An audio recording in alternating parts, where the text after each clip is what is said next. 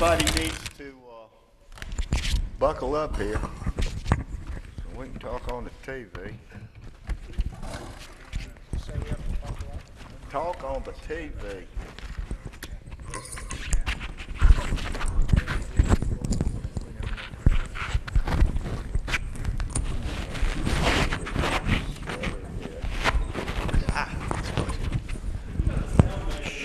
I see if he's awake. What is he doing? All right, let's call the February 2nd meeting of the Electric Services Assessment Steering Committee to order. Can we have the roll call, please? Here. Here. Mr. Turpin. Here. Mr. Shanks. Mr. Gilstrap. Here. Dr. Miller. Here.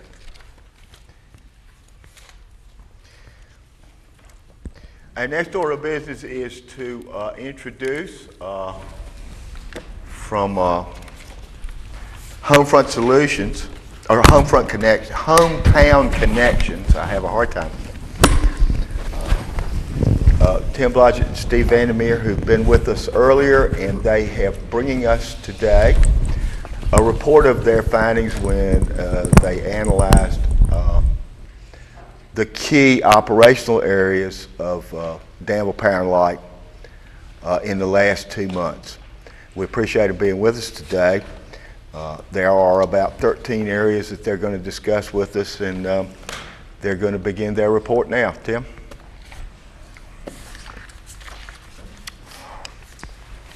Thank you, Mr. Chairman, and thank you to the steering committee for having us back today and presenting the results of the organization checkup process, the assessment that we were brought in to do as a sub to Utility Financial Solutions that has been working with you on your rates and cost of service study. And what I thought I might do, first off, I'm Tim Blodgett, CEO of Hometown Connections, and my colleague, Steve Vandermeer, is here today, and we're going to tag team this.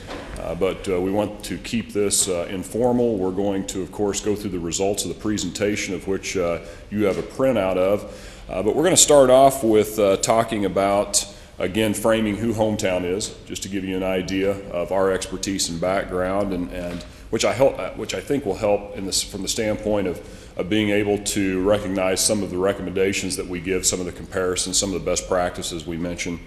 And then going to go back through what the OCU process is, the checkup process itself.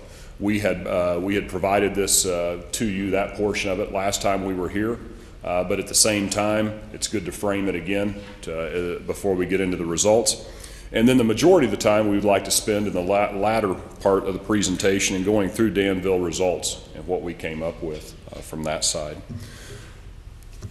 So starting off about who we are. First off, we are a part of Public Power.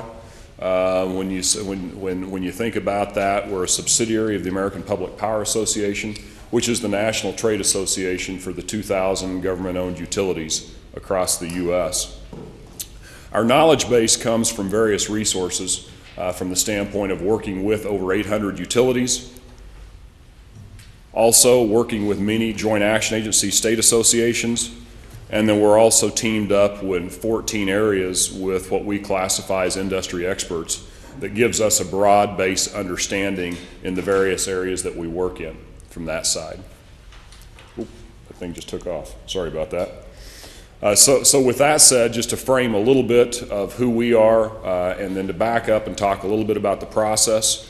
We were in here a couple months ago and spent a day and a half on site, day and 3/4 on site with staff, with also a portion of the Utility Commission that we met with also to go through these various aspects. And then what we did was we took the results of that process and the Q&A, and we had multiple follow-up conversations, in particular with Jenny and with Jason, to clarify. And then also we traded the report back from a draft to a final perspective to make sure the accuracy of the numbers and some of the figures that we had were in place, and that we captured them correctly. So before I turn it over to Steve to walk us through the process of what this is, I thought I'd frame it in my own words. And I like to think of things from a practical aspect. And the organization checkup, which we used to call the health checkup, is like going and seeing your doctor and getting some recommendations of things you're doing well, things that the doc wants you to keep doing well, and then some things too where you can seek some improvement in.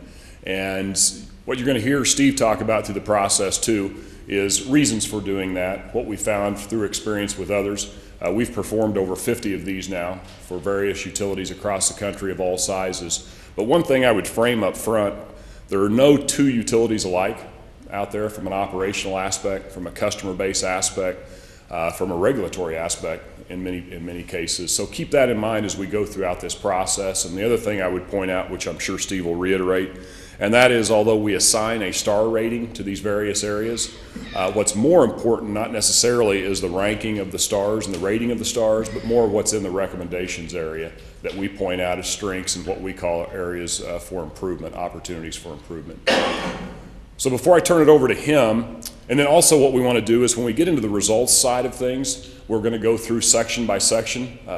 The chairman mentioned 13 areas. There's 12 areas within that, and we're going to go through the strengths, and then we're going to flip back. We're going to flip slides and talk about the improvements. And then what we thought we would do, if it's okay with the commission, or the committee, is to then have some conversation around each one of those sections before we moving on to the other section. Not that we can't go back, but if we could take care of the urge to jump forward into a section, we'll get through all of them, but we thought that would be more efficient. If that works. Any questions before we get started? Okay, Steve? Thanks, Tim. Again, thank you for the opportunity to be here today with you. My name is Steve Vandermeer. I'm the Senior Vice President of Planning and Marketing for Hometown Connections. And along with Tim, we were the ones who conducted the assessment when we were here several weeks ago. And I know when we were in at the time, we did talk a little bit about what the organization checkup is all about and what it's designed to accomplish. I thought it would be worth a quick refresher in terms of what those goals are and what that looks like, and maybe what it doesn't try to accomplish.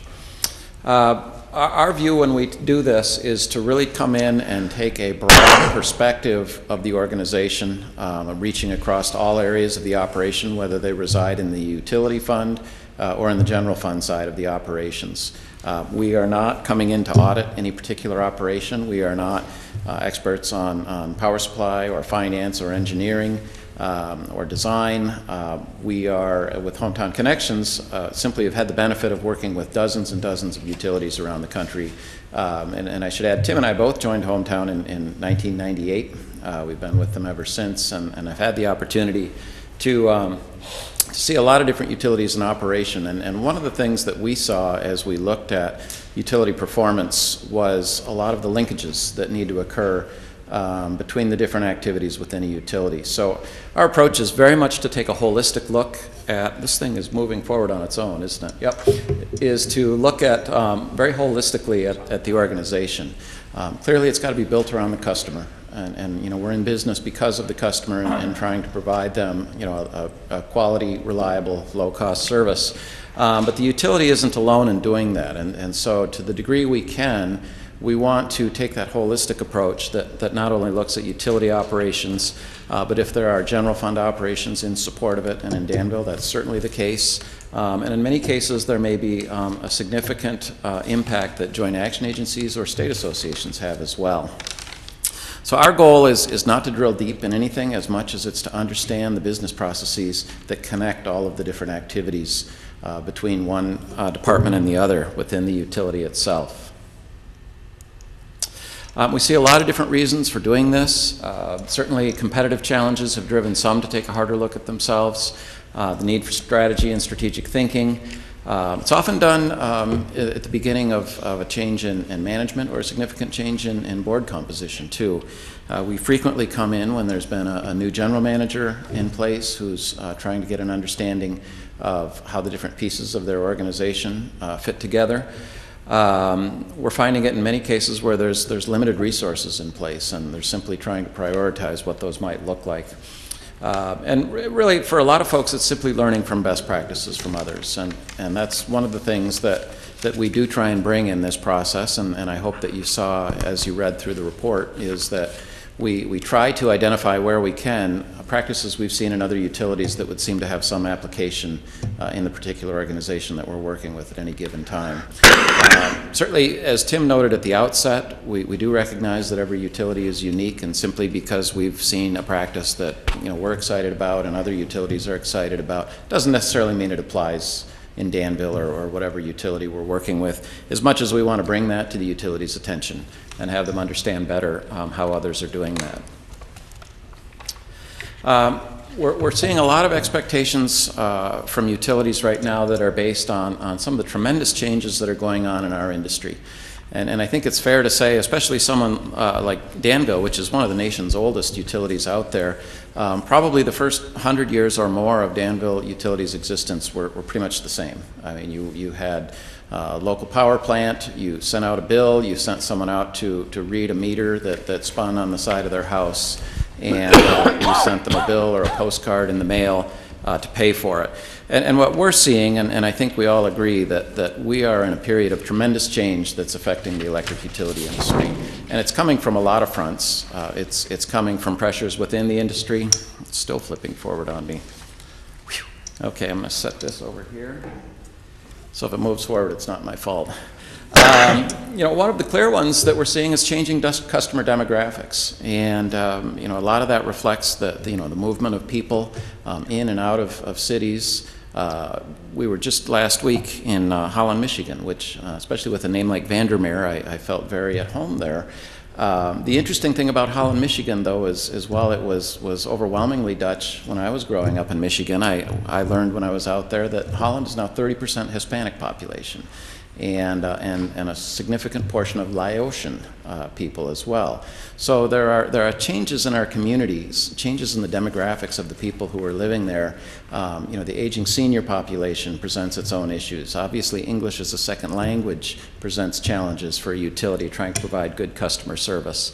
But with those customers, we're also seeing that expectations of our customers and how they interact with us is changing quite a bit.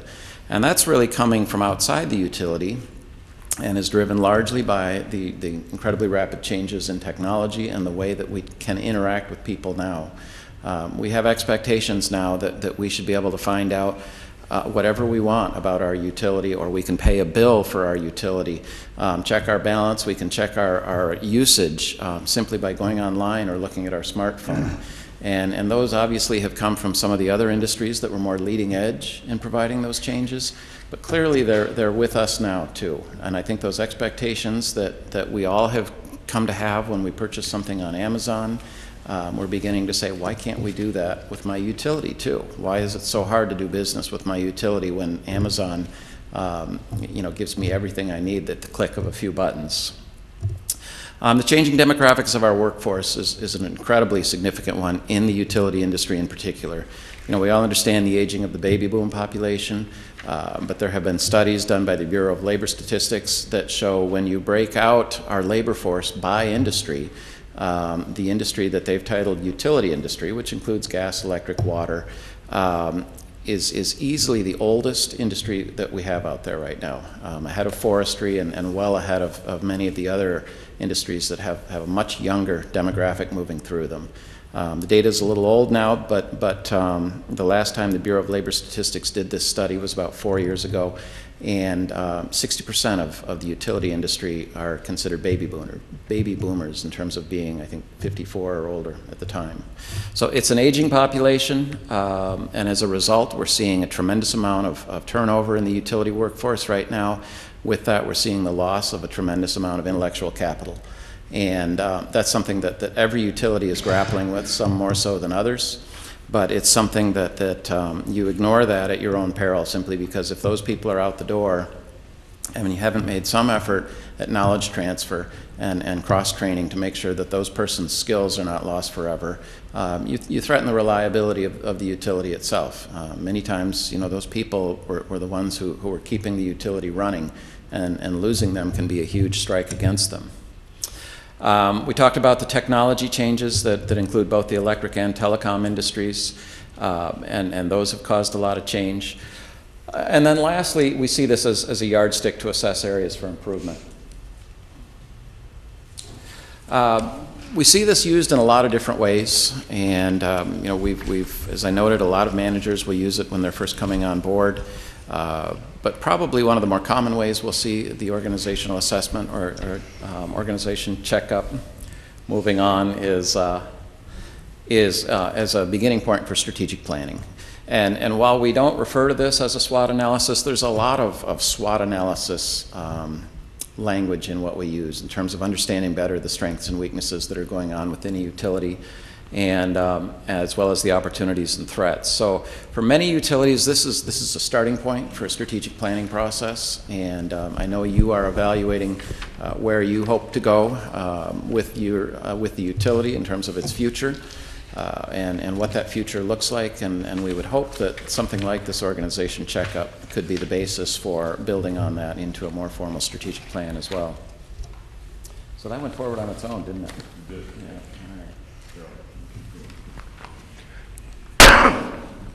All right. Both Phil and Tim have mentioned focusing on the full range of processes, and these are the 12 areas that we try and break this out by. And you know, there's different industries will obviously use different means. You know, the most generic one is you may have seen it referred to as the PEST, which is political, economic, social, and technological. And essentially, the PEST is embodied in all of these 12 issues here: customer service, community outreach and communications, utility programs, electric supply, which while you know is sometimes not entirely under the control of the utility, is certainly an important, from the standpoint of the expenditures made on it, an important part of the utility's operations. The distribution operations refer to what's going on within the service territory itself.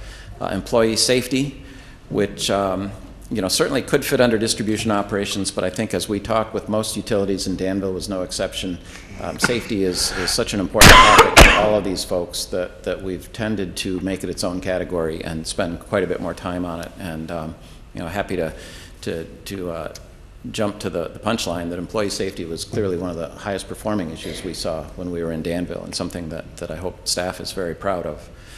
Governance issues, strategic planning, rates and pricing, and for the rates and pricing, and as well as for the accounting and finance and administration, we recognize that the work that UFS is doing for you right now meant that they're already giving you a deeper dive than what we would hope to accomplish in our organization checkup.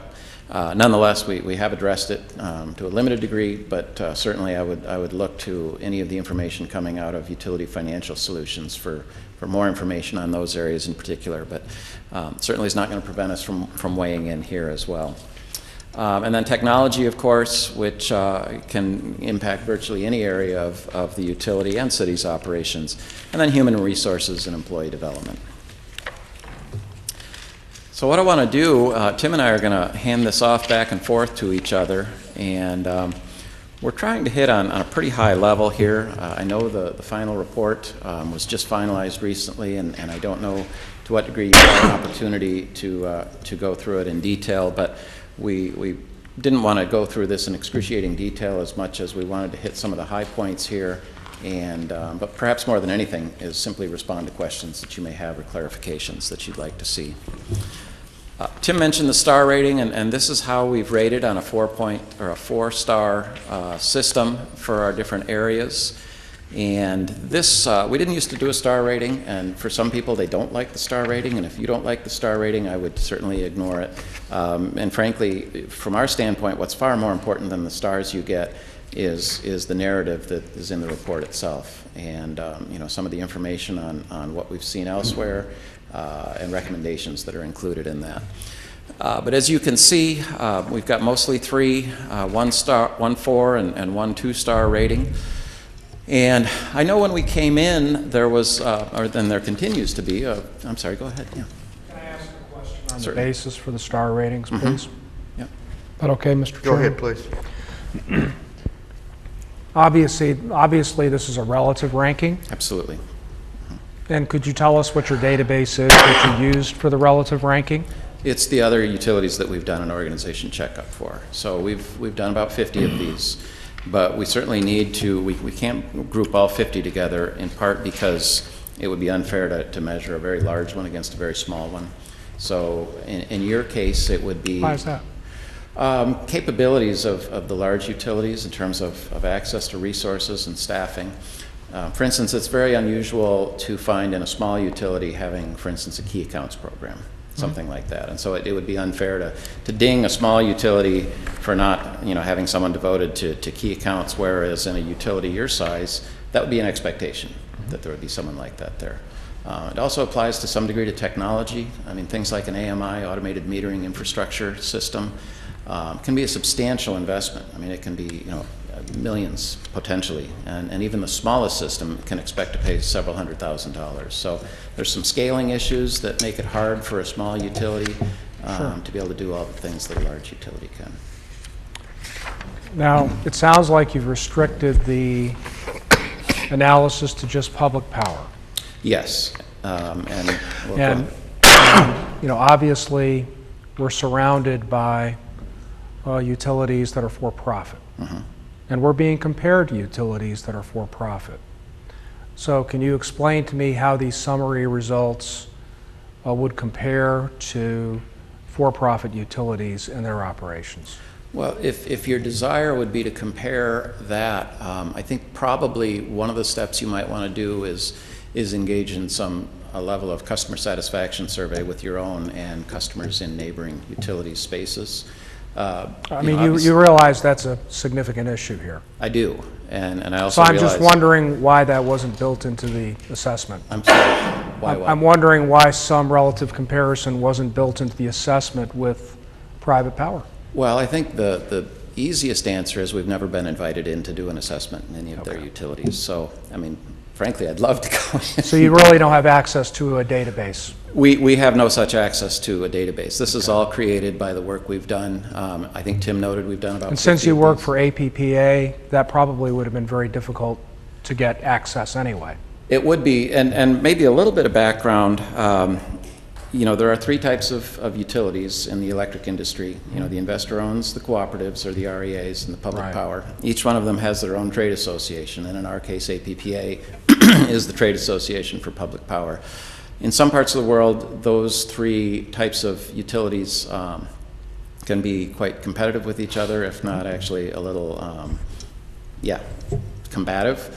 In others, there's quite a bit more cooperation and a spirit of togetherness on those. So, our ability to compare is really limited to what we have most direct contact with. The other challenge, especially, not so much with the co-ops, because a lot of co-ops are of similar size to public power, but most investor-owned utilities are orders of magnitude larger. And our largest utility, I think we've done, is 60,000 customers, and that would be one of the very smaller one of the very smaller investor-owned utilities out there. But it's a good question. So is it fair to say that with investor-owned utilities, you would expect that their capabilities would be greater Kind of in depends. some areas? It could be.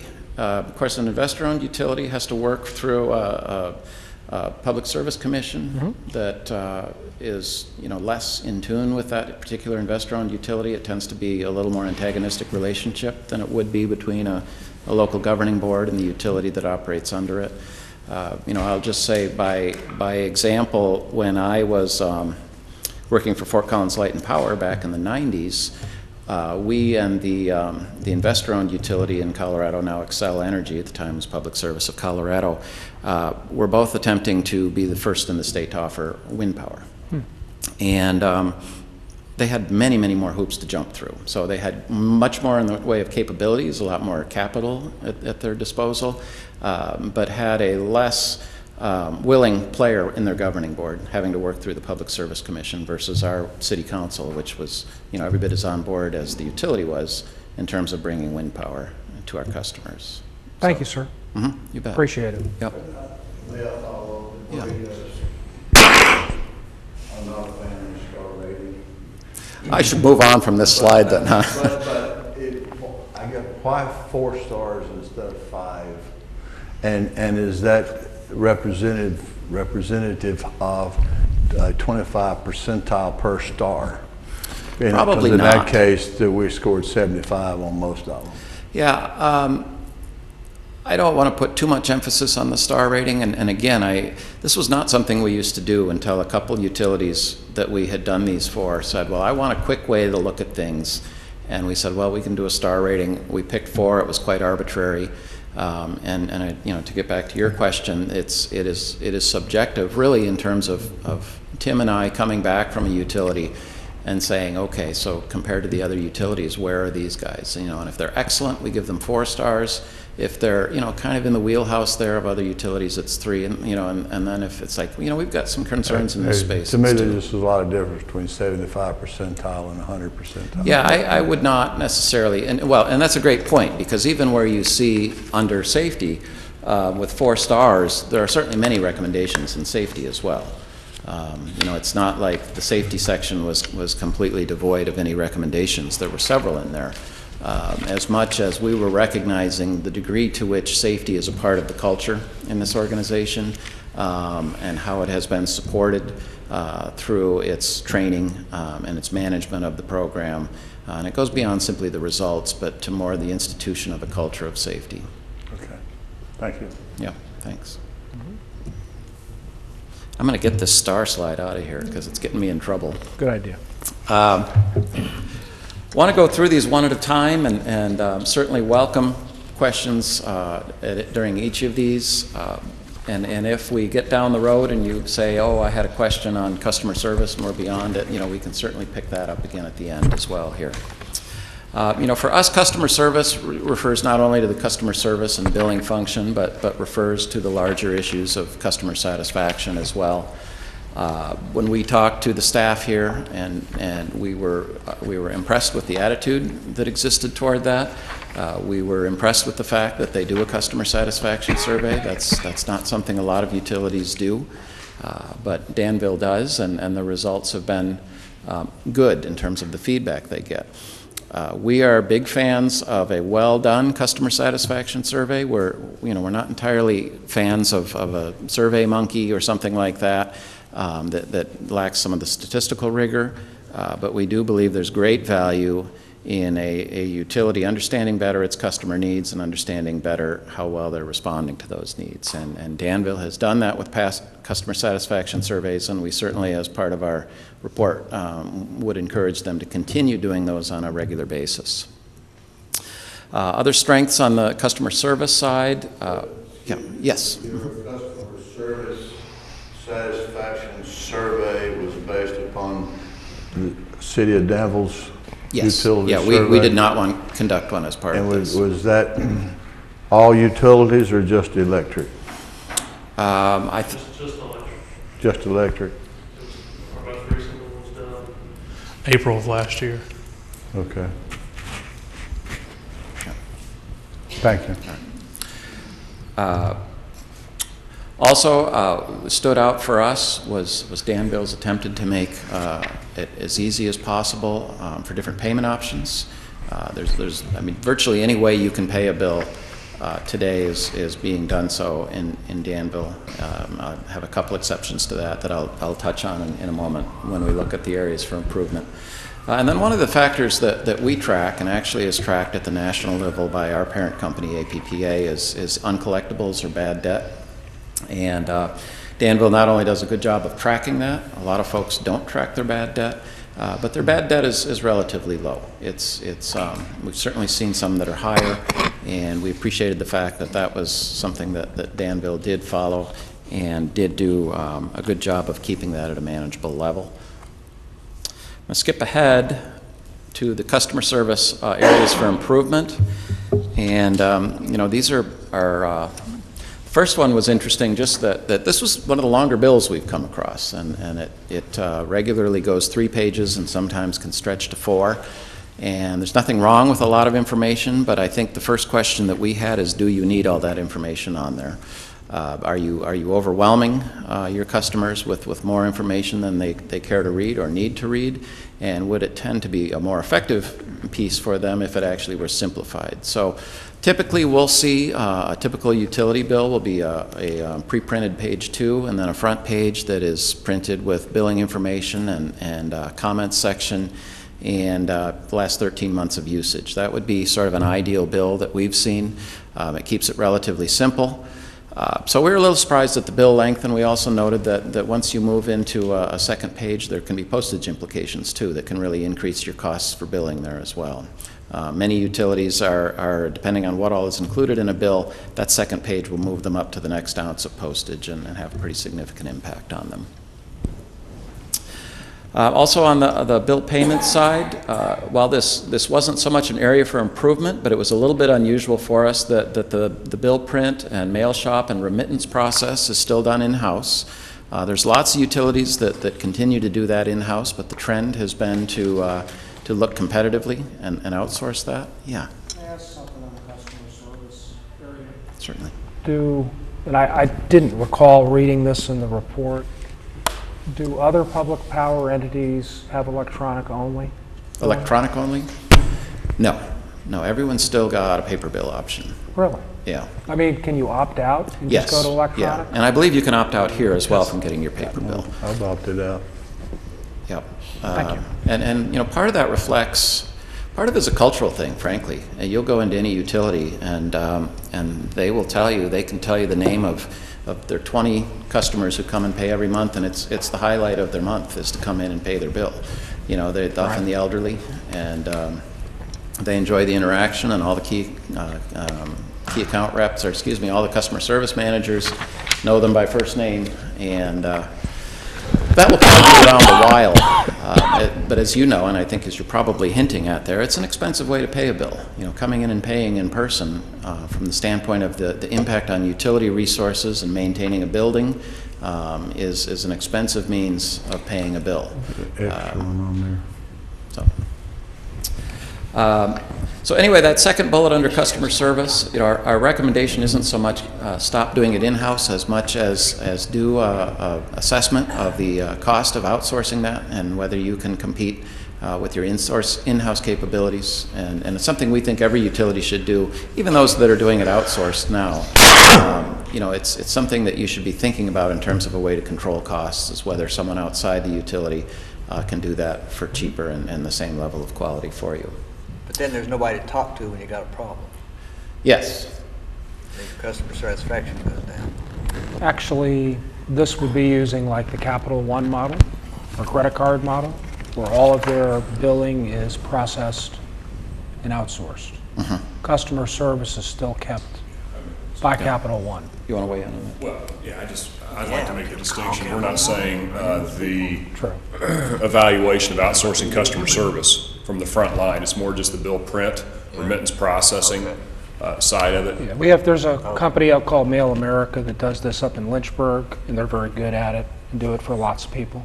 And we've seen the majority of utilities outsource these just because it's not a core competency typically of a utility, this processing. There's firms that's processing thousands and thousands on a daily basis, if not millions, that can do it very cost effectively, and the customer never knows it.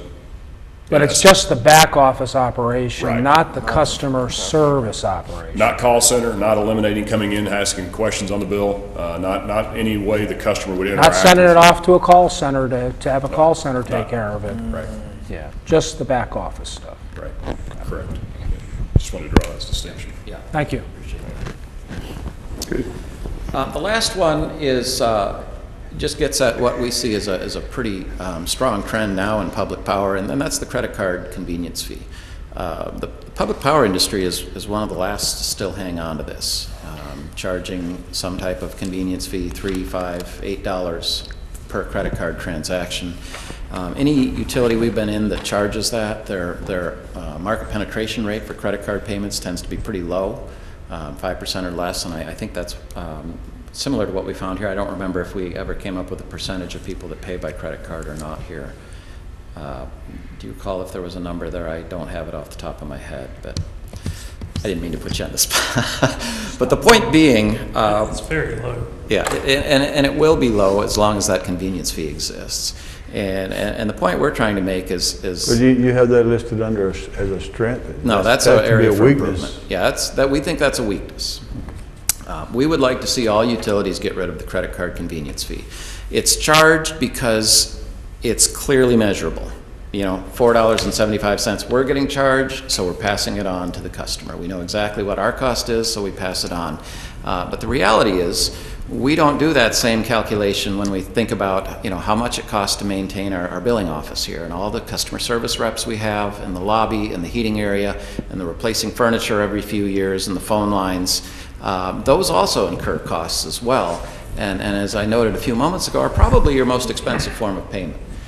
Credit card payments, even with the convenience fee, not only are a convenience to your customer and something they want to be able to use, it's a convenience to staff, but in the long run, the cost is likely considerably less than it would be to maintain a walk-in billing office. The other piece with credit card payments is it tends to offload the risk from the utility to the bank.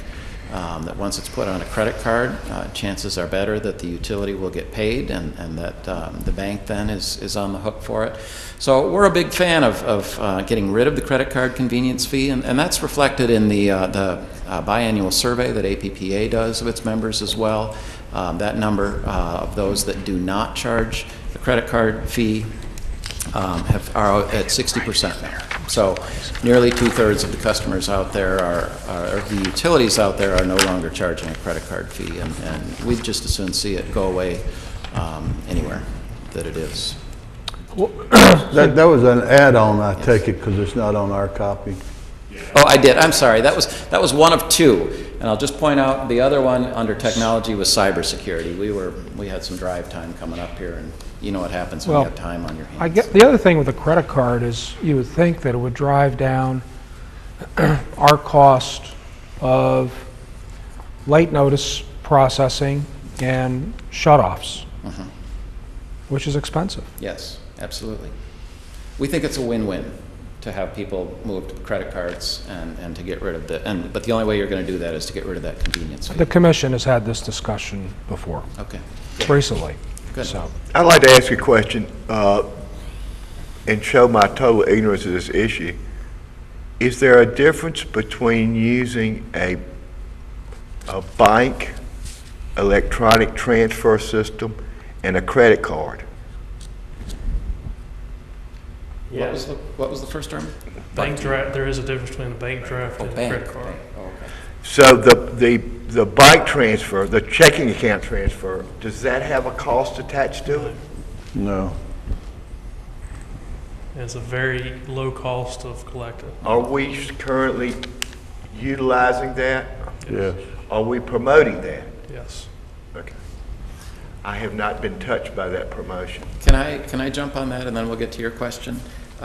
One of our recommendations in there, though, is to promote your lowest cost form of payment as much as you can. And yes, Danville does promote it. We did give several suggestions for other ways that it can be promoted, and these all represent what we've seen at different utilities. I don't think we've seen any utility do all of them, but there are a lot of creative ways to try and move people onto bank draft. And So the bank draft is a low cost. In almost every utility we've talked to that has studied it, the bank draft is the lowest cost. Now, we've talked to at least 2 utilities that their studies said credit card was the lowest cost. So I think one of the takeaways there may be it might merit some additional investigation to understand, A, what are your lowest cost forms of payment, and B, how can you move more customers onto that? Well, I would just say about that if you have you've got to look at the segment of your customer base and see who uses which kind of payment. Because I would think if you can get your slow payers and your delinquents in the credit card business, it's going to really cut down your costs. Going back to what Mr. Donahue said about cutoff fees and late notices, just the time it takes to administer those late pay accounts. And but I was looking for something in the middle, and I appreciate your answer. Well, one of the more popular incentives we see is someone who is facing a late notice will be given the chance of having that late notice waived if they move over to bank draft. That's a common incentive to try and get folks moving on to that and get some more predictable revenue stream for the utility at that point. You have a question. Until these savings occur, is the other customers going to have to pay the credit card fees? Sorry, what was the question? You're saying the savings using the credit card would offset some cost.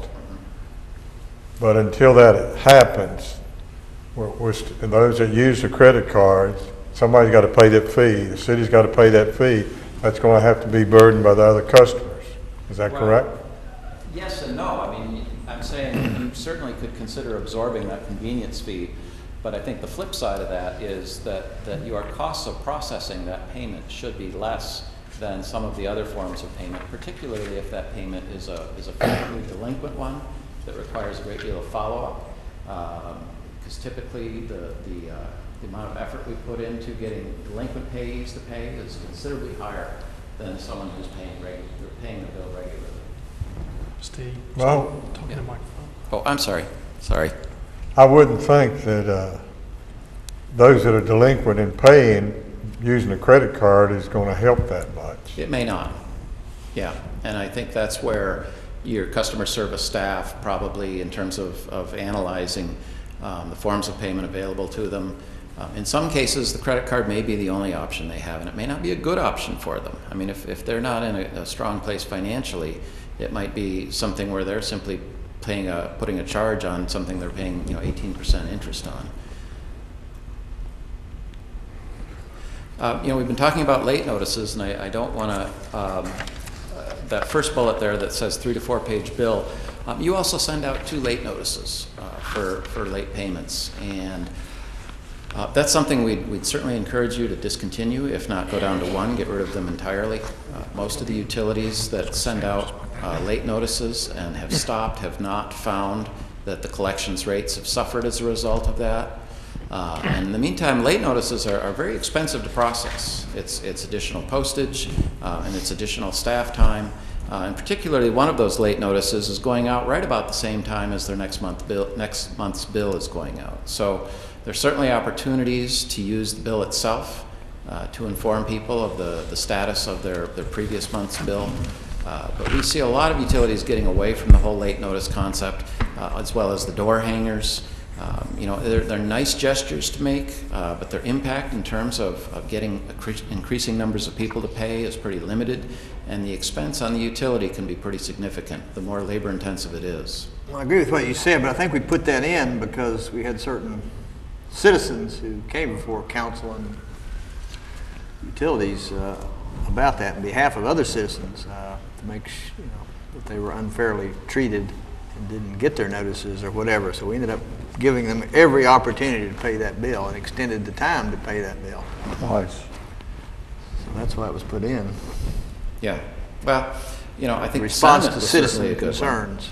Yeah, the question is, how much more time and effort do you want to put in on your delinquent paying customers, and what's the impact of doing that? These are people who supposedly didn't have the means, or or had trouble getting the means.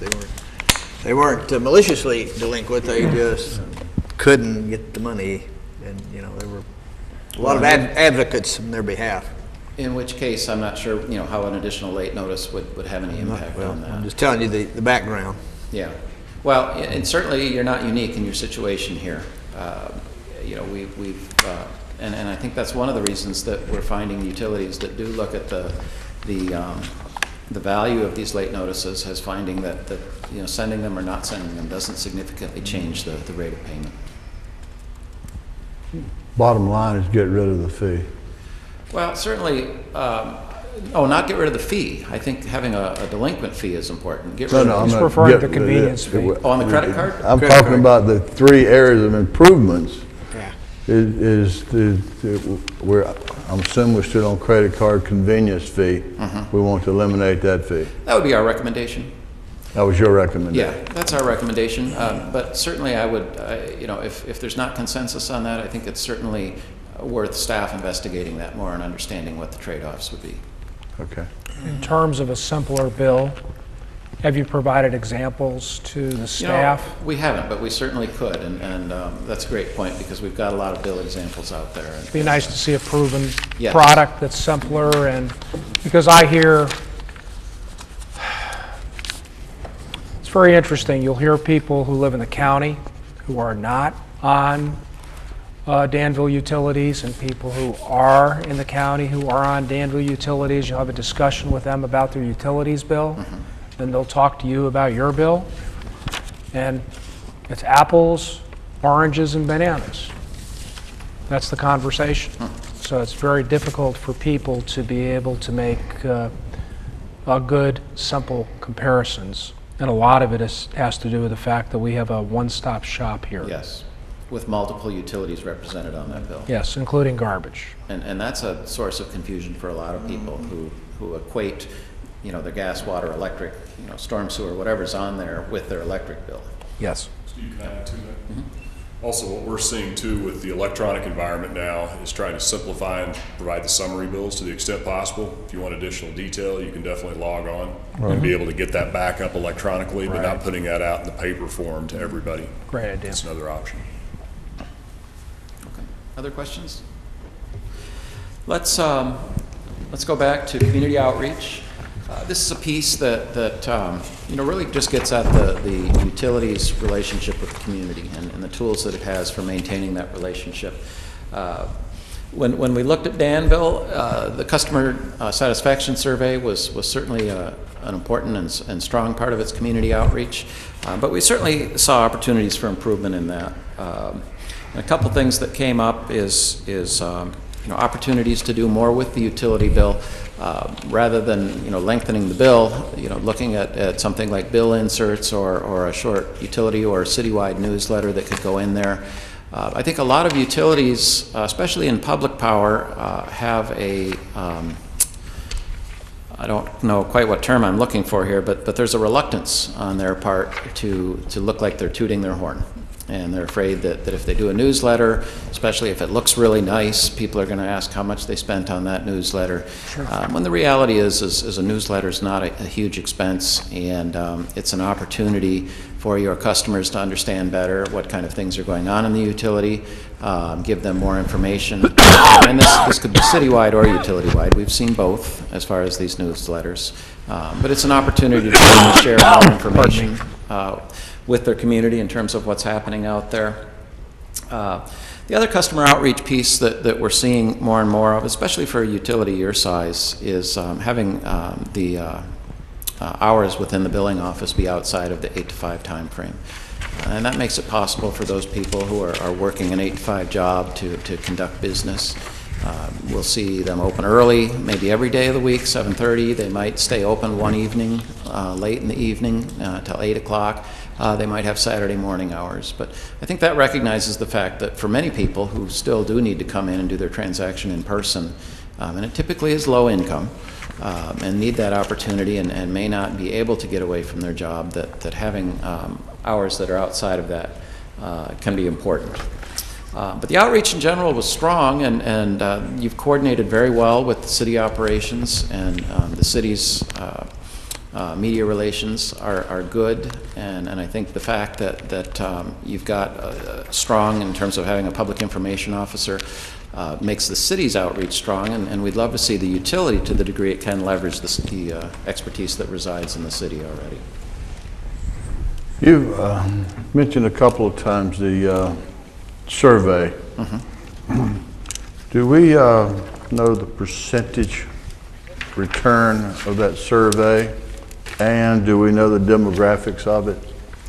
I don't remember the statistics about how many were returned. I can report back. How often do we do a survey? How often? I just remember the one being done last April. I don't remember when the previous one was done. That's the first we've done in my memory. First one in your memory? Yeah. So we don't do them often. Yeah. And it was this done electronically only? Was it electronic survey only? It was a phone survey. Phone survey? Geared towards residential customers. It wasn't towards commercial and industrial. No commercial, okay. Right. Do we need to do another one that's more current? And include industry. Less than a year ago. I know, but we weren't talking about selling utility then. Oh. Well, that question need to be on there.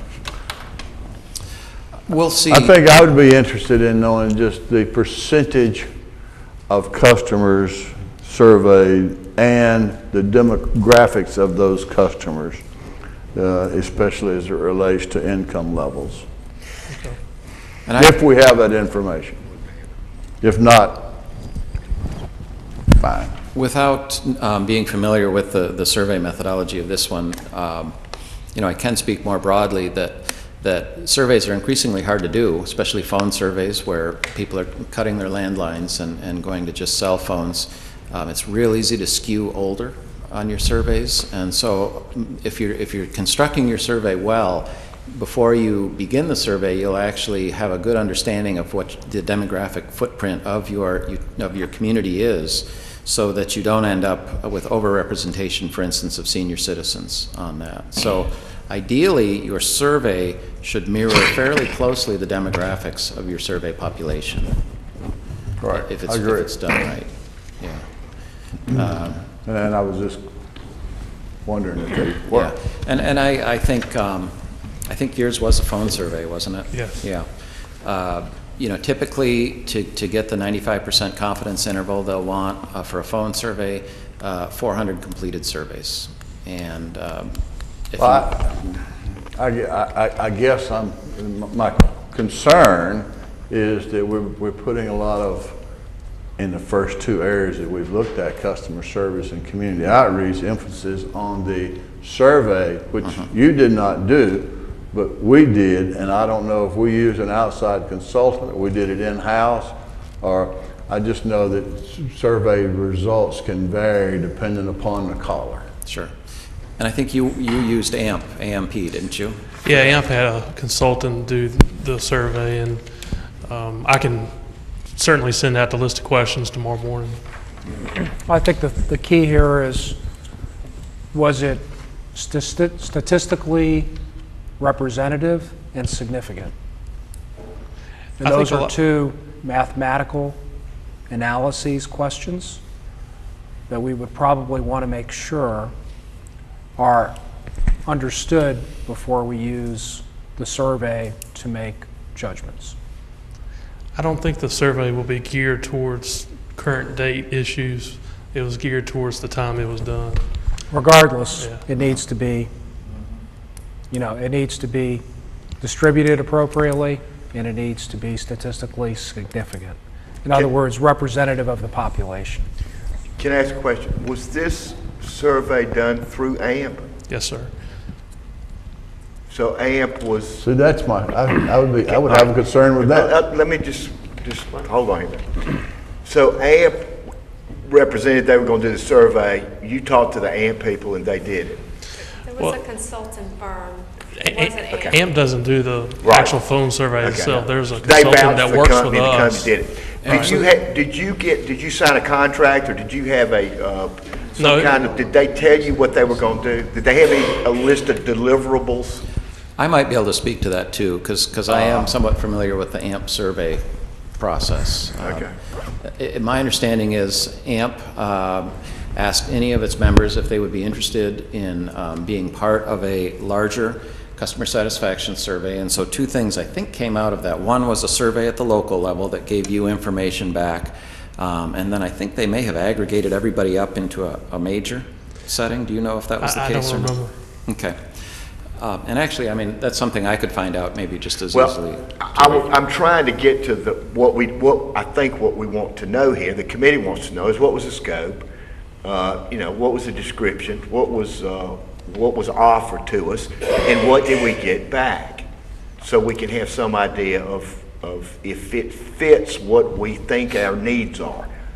And we don't know that yet because we don't know exactly what the description of this is.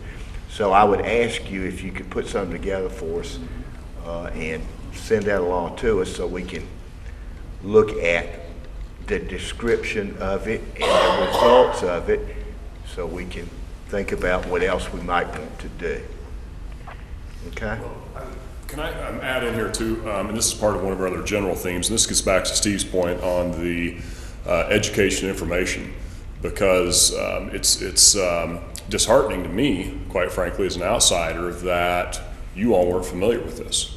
I mean, you just did customer research less than a year ago, it sounds like, and yet it wasn't publicized, it doesn't sound like, to the community of what the results were.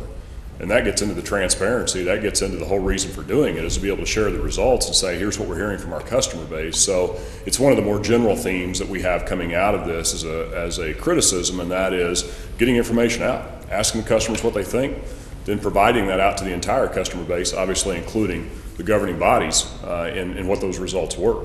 So I think that's one of the action items going forward for you all that you need to consider is the frequency of that, obviously making sure that it's statistically correct based on what your demographics are, making sure it's statistically valid, that you're getting the sampling size to be able to draw correlations off of that, and then making sure you're sharing the information on the back end of that back to the community. Well, once you start talking about governance and administration, this utility has had exceptionally high management turnover. And I think as a result, it has been difficult to have transparency when we've had a bit of a revolving door. Right, correct. And we note that. We will get to that in that side So of things I think you've got kind of a root cause there that Right. you know, unfortunately, things are well-intentioned, right? But the ability to follow through and carry out has really been limited due to staff turnover in Very those good key observation. positions. Well, I just want to make one more comment on Yeah. surveys. You know, probably people talk to me, it's running 5 or 6 to 1 against selling the utility. Most people are saying, don't sell the utility. We fear other people. But I don't know if that's the people that just talk to me. It's not a statistical sample. All I know is the people that come into contact me are very much opposed to selling the utility. It'd be interesting to know if you did a random statistic and sent out a survey amongst the people, maybe stuff it in their bills or whatever, how many would want to sell the utility versus would. But see, you got to have something statistically significant. Well, and I agree, and I also I applaud you for your interest in this because, frankly, while it often is up to staff to generate this information about the customer, ultimately the responsibility for representing the voice of the customer is the board. You know, whether it's your city council or your whatever governing board it is. And so, you know, while you may not have the tools to go out and do a survey, I think the expectation as a board that it's important for you to understand the voice of the customer and understand it in a way that you believe is representative of the community is an important expectation to have. And your example is a good one, and I'll give a utility example where a utility that was considering moving forward with an automated metering infrastructure program, AMI, had 3 or 4 people showing up at every city council meeting complaining terribly about the dangers of AMI and the microwaves coming off it, the loss of privacy, and that particular utility and the city council scuttled their AMI program. They actually turned back in federal stimulus dollars that had been provided to them. When the reality was, when surveying the community, support was quite high. I mean, the people who were coming out were the people who were very strongly opposed to it, but the vast majority of them were moderately in support of it, but not so much that they felt the need to come down to a city council meeting and talk to the city council members. So I think your point is well taken.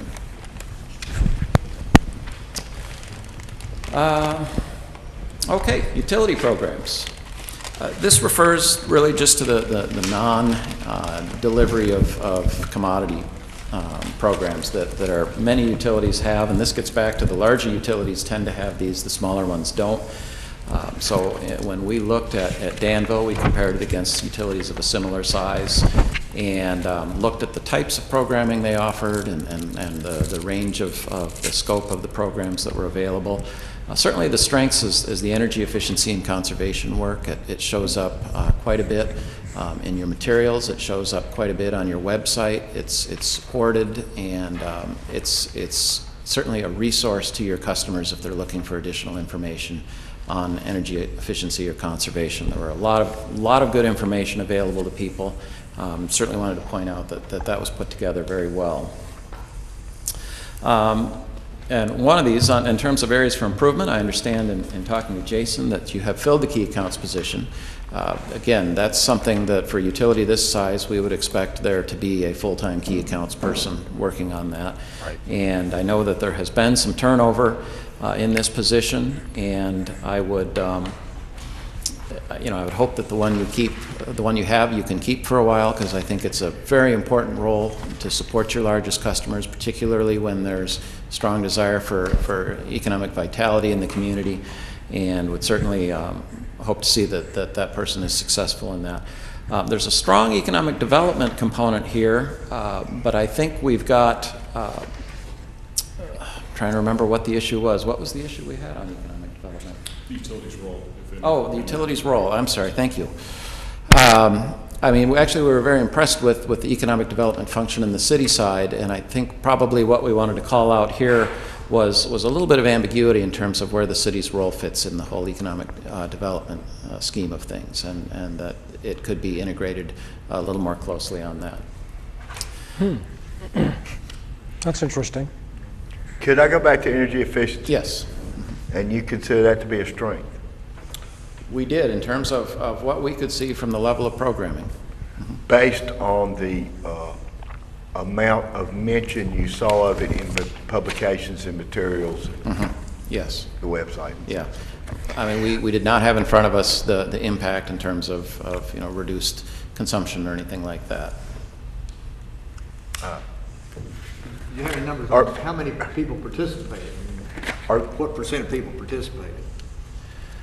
Or is it just because it's strong because we have the program? I think we, in many cases, it's difficult to measure participation, particularly if someone's just going online to try and learn more about things they can do. And so I think we scored it well because, unlike a lot of utilities, Danville had a great deal of information available to people, and I think did a good job of prominently placing it in its materials. In terms of actual participants, I think there are probably some measures, but probably fall short in terms of the actual number of people who were taking advantage of that. Steve will add to that. What performance indicators are relevant when you are trying to measure the success of an energy efficiency program? That's good. Go ahead. Well, I think the bottom line is often your reduction in load. There are some states, Michigan being the most recent, where they have mandated reductions in their load through their energy optimization program. And these people need to, I think it's on an annual basis, reduce their per capita load by, I think it's 3%. Typically, you're not going to see that happen in a state where it's not mandated. But that's probably, when you really want to get down to brass tacks, that's probably how you measure whether it's been effective or not. Is it actually reducing your energy consumption? So there's never any cost attached to this per unit of improvement that you're looking for? Does anybody ever look at the cost of these programs? Well, and it's interesting. We're one of the few industries where we spend money to convince our customers to buy less of our product. But the reality is there's expectations that, at least in Michigan, that they will expend certain dollars to reduce their energy load. In terms of a payback, I guess I don't think I've seen that as a metric. It would be an interesting one. Okay. Yeah. Let me ask one more piece. And I want to go back to what Dr. Miller mentioned. The participation rates, is that a performance indicator that matters to If it could be deciding? measured. Yeah. If it could be measured? Yeah. Could you measure it by the Well, number of people that participate in rebate programs? We do measure that. We have all that information. Was that shared with you? Typically, we did not see the exact statistics of how successful the program is, but keep in mind too, we're rating it against the majority of your peer group that still offers 0 in energy efficiency. Because back to Steve's point of they're still in the business model of sell more versus selling less. So within the peer group of who we've worked with, unless it's mandated at the state level, that typically, utilities are not doing much in this space for the most part. There are exceptions, don't get me wrong. One of the ways, though, to measure typically is when you're looking at, if you've got light bulb programs, a number of light bulbs, you run a calculation against that, and you can make an assumption or an estimation of what energy you're saving. You can do the same on rebates for energy efficient appliances. You can run those rebates back among how many people took advantage of those rebates, the calculation, again, estimate, but that's how you start building up then what the actual results of that program were. And then the comparisons are, of course, your cost to that. But keep in mind, one of the things you have to be careful of, if that's a one-to-one correlation, your cost of just running that program, providing the rebates, the payment, you also have to compare to what you're saving on that next megawatt hour or kilowatt hour that you would be bringing in off the grid to fulfill that obligation, if that makes sense. So you're doing it in place of more power supply. If you can think, does that make sense, thinking about it from that? That's what I was trying to get you to have that magic answer. I thought you were going to pull that out right now and go, this is how you calculate that. We But can I'm being facetious, but you understand what I'm saying. This is an issue, it's an issue that it's kind of complex to me. Right. You want to have performance indicators, but at the same time, you're trying to measure something that is different in every place. You all are talking about, well, if you're required, as in Michigan, to deal with this. Well, to me, that's not that's a regulatory issue. I mean, if somebody makes you do it, then you're going to do it, and you have to figure out how much it's going to cost. That's not what we're talking about here. Right. So this thing has different meanings to different people. I was trying to figure out what we're talking about in terms of performance indicators. Right. And you all are saying that cost is not an important issue. That's what I think I heard you say. No, I'm sorry if we insinuated that, but no, I mean, cost is an important issue. I think the cost of the program and operating it is one comparison of the cost. What you have to look at too on the value side, when you look at the value equation, is if you don't lower that consumption, what's the cost to you to be able to fulfill that power supply need to meet that demand? And there's two levels of that. We're going to talk about demand response in a second. Energy efficiency is more of a flat, looking at lowering consumption, consistently 24/7. Where you're looking at a demand response, which is something that you know is an event and you can control and get into peak shaving and being able to lower that peak demand. So those are two different factors.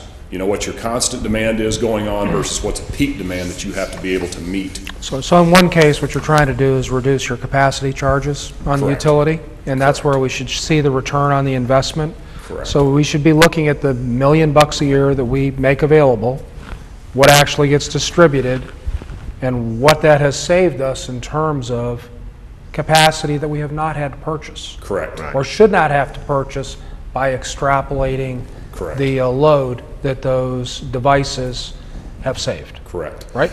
Beautiful. Very well put, and your joint action agency is one of the industry leaders out there with their program on energy efficiency, and they have it as part of their integrated resource plan. They look at that as a resource, and it is the least cost resource for them versus going and building new generation, is being able to lower that demand, lower that consumption. Oh, absolutely. So There's no financing cost. I mean, that's the big cost. It's the you would cost of money. You'd be surprised how much of our industry still struggles with that conceptually. Well, our state has struggled with that. So- Our IOUs have not had the ability to put these programs in place because of some archaic people on that commission and some lobbying done by some associations who don't quite get it. But there's definitely, there's some good formulas out there, and we can really help you with that as far as industry information on good formulas to be able to measure the value of that program.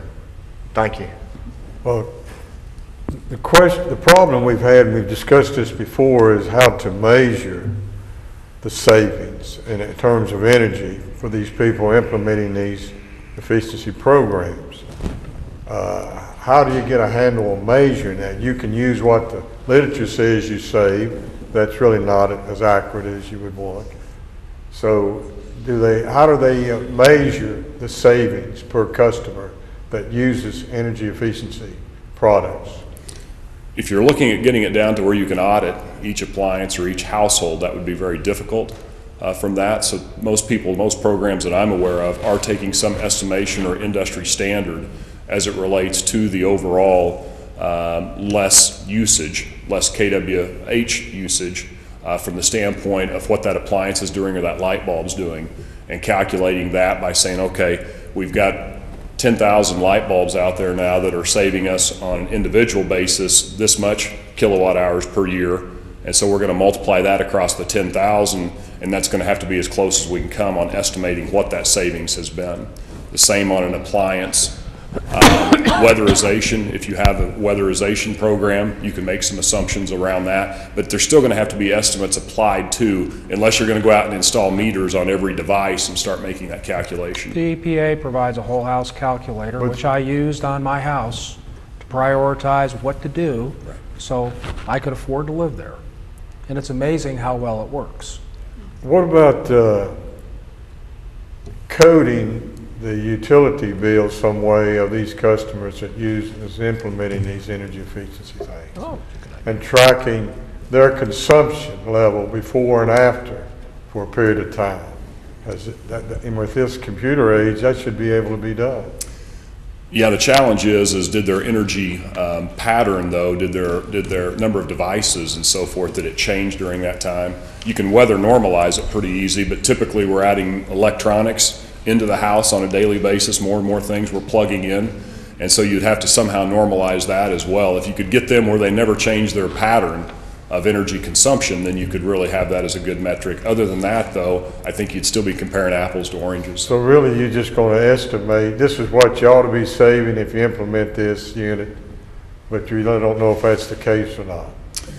I think there's been enough studies and results out there that the information's pretty solid. You know, when you're putting in a LED light bulb, you know, what that savings is in general. But to your point, I don't think you could ever get it down to saying we know exactly we save this many kilowatt How hours. about someone puts additional attic insulation in over and above what he has? You got numbers to show what that reduces?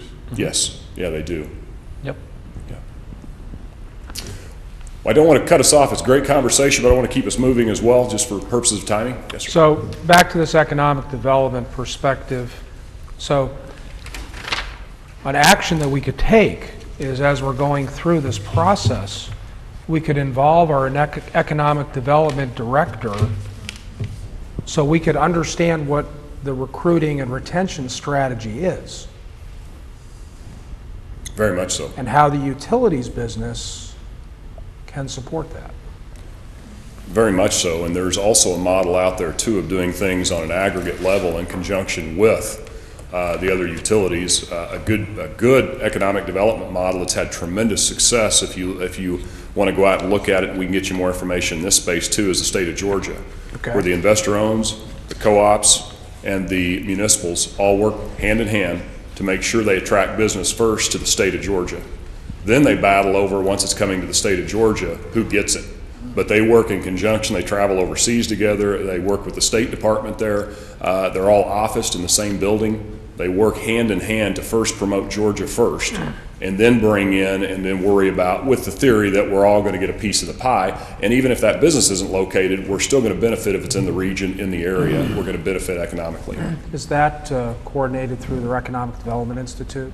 It's I'm not sure the exact Georgia body. Tech? I think the state office, but I'm not sure the exact entity. Don't know. So you could provide that information Yes. to us? Capture that. Yes. It is. Very interesting. Thank you, Good. sir. Okay.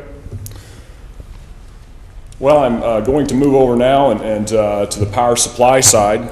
And this is an area, of course, that you've gotten a lot of information. I know it's a big driver. One of the things I always like to point out with the level of power supply, in your case, and it typically ranges between 60 and 80% of a customer's bill is power supply. In your case, it's 75%. So 75% of the customer's bill, 3/4 of the customer's bill is just power supply, and that includes transmission as well. It's basically power supply, transmission, getting that to your delivery point of a customer bill. Always good to keep that in mind when you're talking about, especially we'll get into utilities that are looking at cost reductions, and they're trying to, make sure that the staff's efficient, the distribution operations is efficient, but you have to keep in mind too, which that should be a goal of any utility on the continuous improvement front, but you also have to keep in mind of how much you're impacting. So if you're going in just trying to cut costs out and especially cut staff, cut resources out, you're only able to impact 1/4 of that. And I think in your case, once you add in the the transfer to the general fund, I believe that's another 8%. So really, when you look at it, 83% of the customer bill is outside the control of the distribution utility. So you can only impact 17%. If you flip that formula, you only impact 17% on the distribution utility side of things. So it's always just an interesting stat to consider out there. When you look at it, though, you all have made some big investments. You made some strategic decisions a few years ago of your power supply future as it relates to what you were doing. Wasn't around, don't know the decision points for that, but know from the outcome standpoint that you've diversified your risk when you look at. But Yes, back to the point you just made. While we've diversified our risk, in fact, we have built into our power supply costs structure costs that if we had made the investments on our own would be in the non-purchase of power. So as we have diversified, follow me if this logic here, and we have invested in major assets, the cost of those major assets are in our power supply cost. They're essentially off book. So we have to be careful about the number that we throw around about how efficient we are, because our cost of capital, rather than being above our supply chain purchase line, is buried in our supply chain purchase line. correct. And so I would be interested to know how that balance is represented in some of these other public power entities that you refer to who have that 60 to 80% band. Yes, and typically too, what we're seeing is that number is rising. The people on the low end of that 60% are typically the total coal user, and their models are getting turned upside down with the new regulations on the air emission side. So don't take that 75% saying that, well, necessarily that it's not a direct correlation of saying, well, our power supply costs are too high, which I know is a hot topic here locally, because it's 75% of the customer's bill. But there's a cost of capital that's built into that 75%. And I don't know what that cost of capital is on a percentage of our annual revenues. That should be easy to find, Should be. what that is. I think, Jason, you're probably in a position where you could pull that together now that Prairie State's been refinanced. So as we look at that, and we look at our hydro costs, We're not getting anything from Hydro because they're not online yet, but Fremont, but we have a component in Fremont, right. and then we will have a component in our hydro. I think it's important that we understand what that off-book cost is on an annual period basis. And with that said, you have made some decisions out there that, 30, 40-year decisions. When you look at the life of asset, or even longer on some of this that you've made these capital investments on. You've went through a huge capital investment period in these last 5 or 6 years in what you're doing. Yes. And what that's done from our side, and we're very much a generalist in this area, so not speaking on behalf of power supply experts, of which we are not, but you have already swallowed a big portion of the capital investments that everybody's going to have to make. You have invested in this generation for the long term. Others, and you can look at it today, and we've been in a soft power supply market now for some time. So when you compare yourself to the market today, it doesn't look that good. But when you look long term and what's going to happen to that market as regulations continue to impact, especially the Clean Air Act, and what it's going to do to some of our traditional generation, it's going to over time, and I'm speaking generically as well, I'm assuming it's happening in this state because it's happening elsewhere, the investor-owned utilities are starting to have these price increases now because they're starting to make these retrofits to their existing coal facilities, and or they're retiring their coal facilities and going to a higher cost fuel source because they're being forced out of the market, these plants. So when you look at that, you guys have went from here up to here, when everybody else they're staving that off and they're starting to come up now. And so while I don't have the exact numbers of what you can expect in the future, you guys have bit all this off at once in this last short period of time in the power supply world, and that's where you had this huge hit from that standpoint. 2, you were very low cost before. And from a customer perspective, sometimes we joke about it, but some of the happiest customers a lot of times are those newest customers that move into your community that's come from someplace else, because we all base our opinion off of our experiences. And somebody that said, well, cost used to be down here, now they're up here, that didn't feel very good. Or somebody else may be coming in where cost is up here, they move in and now it's down here, and they think, well, this is great. So it depends on that, but the key is that you guys have diversified your risk. You're also looking at, from the standpoint of the renewable side, those hydro projects, which is our understanding, being run of the river, can be renewable credits that are going to be very beneficial, we think, and very valuable down the road as, again, the environmental impacts and the regulatory side continues to kick in our industry. So I just wanted to point those out from the standpoints of the positives. From the areas of improvement in this area, one is, and this gets back directly to the comment on turnover within the utility, but is the internal expertise. It's no offense to Jason and his group from this, but there's not a lot of internal expertise on the power supply side. Granted, you rely on a consultant, which is good. You should, to a certain extent. You rely on your joint action agency, which you should to a certain extent, but yet it's a weakness, we think, that gaining more internal power supply, because at the end of the day, you're the owner. It's your responsibility to have some representation, some level of expertise in that. So that we really encourage you to grow that over time, as I'm sure you will. Also, from the standpoint of the peak shaving, I was talking about demand response a little bit. You know, when we talk about the transmission side too, you know, you've had some big costs on transmission. Not going to go down that path. I think you're getting some more education here in the future on that. You've already had some.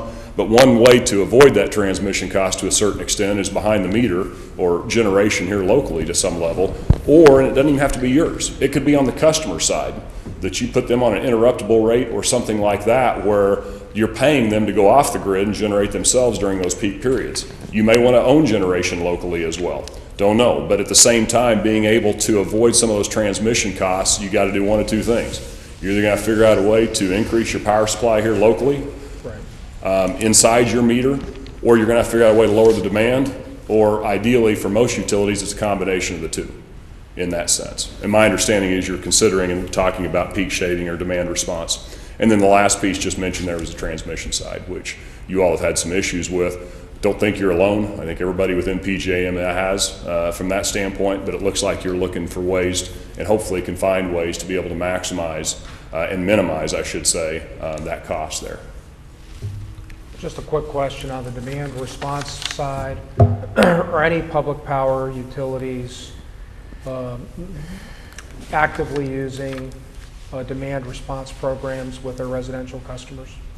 Yes, state next door to you, North Carolina, has big demand response programs, load control devices on your heavy appliances within the household, your AC units, pool pumps. I was in Arkansas for several years, and that was a requirement there because of some stranded costs on a nuclear plant. So, just next door.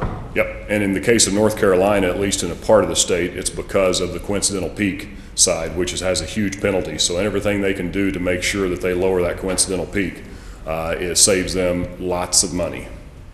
And Electric Cities of North Carolina can help you out immensely in that for more information on their demand control program. Okay, Electric Cities? Electric Cities, yeah, all one word. They've had a lot of trouble, unfortunately. We're members of Electric Cities. We're members of Electric Cities. All right. Yeah. But they're distribution utilities, not on the nuclear, not on the power supply side, but on the distribution utilities. Many of them in the Eastern Agency have very successful load control programs. What is their coincidental peak issue? Well, they're charged. That peak isn't necessarily when they peak, it's when the whole system peaks. And who is that charged by? Who charges that to them? It's charged by the generation, the contract, in this case Duke. Duke charges that, and so whatever they can do to lower that lower their part when they know, and it's predicted, they get pretty close to when that peak's going to happen for the system, and that sets their peak, so it doesn't have to be their highest day. So you talk about Duke as being the supplier of their power supply. They are not in an organized market, so they're not part of PJM. That's what I'm trying to get to. Right. I'm trying So to they- figure out here rules. you're using different words here, and I'm trying to figure out what they are. Duke owns the transmission. Duke Right, owns the so transmission. it doesn't go through a public highway, so to speak. It's just, Duke runs the whole thing. Well, And it's a power supply contract as well. I mean, it's a power supply contract, it's the transmission side, Right. it's all combined. But coincidental peak is still an issue, Oh, big. because it's a measuring stick for what we do here. It's the capacity. We factor. talked about that. Yeah, Duke the just last- since you all bought here. out all the electric Electric Cities, cities' Nuclear nuclear generation. portfolio. if you assuming it recall. gets approved. Yeah, that's, it's in the works. It was approved. At a significant loss, Yes. $500 million. I'm going to jump down now to the distribution side. Another area of where you have growth capacity, you have a system that we define as very well designed, a lot of redundancy, which helps your reliability. The flip side of that, a negative to that, having a lot of capacity is you put a lot of money into that distribution system and the growth hasn't come. And it's cost us in our rates. And so from that, now you're spreading that investment over a smaller So customer what base. what is our system capacity? Where are we at in terms of our capacity utilization, roughly? I don't know, we did not, for the system overall, it probably varies. I don't know if you've got an overall system. Well, we have 3 delivery points at 138, so we have a lot of capacity, and we have a very new got about transmission lines that have been improved over the years. So we got about 400 total Yeah, I don't know what the Delivery exact number is, but with our it's- 3 delivery points. we're well suited to handle. a But lot. that was always designed so we had redundancy, right? So 2, we're counting on the ability to deliver through 2. Yeah, So that's really not, I mean, that's, that's trying to be a good provider. right. 2 levels I would classify it as. What's your capability of being able to bring load in off of the grid? But then 2, what's your load factor and your capacity internally by substation, by circuit out there? And you've got loop circuits, which we love because that does give you that redundancy operationally. They have the ability to switch feeders for the most part. You've got some rural areas, I believe, if I recall, that doesn't have that, but you're moving in that direction. But that gets, and that's where you get into it from a customer aspect. Customers always want lower price, but they'll pay any price when they don't have electricity. Right. So, I mean, there's always that balance of finding that balance, and they look to you as the expert for that. And so the utility has worked very hard to improve its reliability over the last decade, and I think it's done a very good job. Anytime surveys, time and time again, will show that number one to a customer, when they really think about it, number one is reliability. Because this has become an essential part of our life, electricity. If we don't have it, we can't function. That's today's society. And number 2, when you look at it, then you get into customer service and price, depending on what customer base it is from that standpoint. Industrial is always, C&I is always the price side, typically service being second or third. And then when you get in though to the residential side, a lot of times customer service is second, price being third. But those vary. Thank you. The other thing too is the maintenance system renewal. You all have good processes in place, compliment staff, the distribution staff on making sure that from a system renewal, a lot of times with where you're at and what you're considering, we'll come in and find a rundown system that you've bled the utility to death, killed the golden goose, which I believe we're maybe stealing that from somebody here locally, but killing the golden goose. And from that standpoint, you know, that's what we typically see. We did not find that. The health of the asset's in good shape. And not only the health of the asset, but just the business processes and operating and upkeep within that are in good shape as well. You had some tree trimming issues a few years back where some cuts were made, but the growth and the plan to crawl out of that is well on its way and being executed. So when you look at that from the standpoint of the distribution side, there were a couple areas. We heard about some cramped quarters as far as in the warehouse space. Not a huge, not a significant issue, but definitely some. And then also just inventory management. It seems like that although technology is prevalent throughout this, the technology on the inventory management side had some opportunities for improvement there on that. And not just the system, but the processes itself.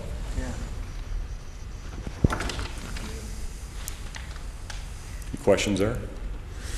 Move into employee safety. As Steve mentioned earlier, the only area that got 4 stars. You've had excellent performance in the employee safety side. When you look at the policies, the processes in place, we were very pleased with that. And this is a key area that we always look at. Not only the safety of the workforce, but also safety of the community and the customers as well, which should be job number 1, and we felt that was the case here. And then just the action, I mean the results of that. And the awards that you've received in the safety area. And we hope that, I don't know if we even asked this question, we hope though that accolades have been provided out from the governing bodies to staff for the safety excellence that the utility has incurred. And one of the things we talk about here, one of the biggest risks when you've had the safety record that you all have had is complacency. It's getting used to the norm and then all of a sudden making a mistake because we've become too complacent and just too used to that, take it for granted. So never skimp, as I'm sure this utility will not in the area of safety. Two things though we saw. One is we'd love to see management more visible in safety. And again, with the turnover, I'm sure this is a symptom of that, but we love to see management showing up. You have to have management, granted, to show up. But from the standpoint of this, and this is more visibility to the staff. You know, if safety's number one, you know, when I see the leader of the organization come in, not every meeting, but when I see the leader of the organization in some of these meetings, it reinforces that yes, safety is number one. And then secondly is some room for improvement, disaster planning, drilling. And when we say drilling, of the disaster plan, exercising it. And, you know, this would extend well beyond just the electric utility. But the city side itself is going through disaster planning, not only planning, but then exercising those plans and taking various scenarios within that. And you have disaster planning under safety? Yes, we do. Yeah. Disaster planning, yes.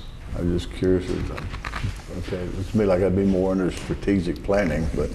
What's that?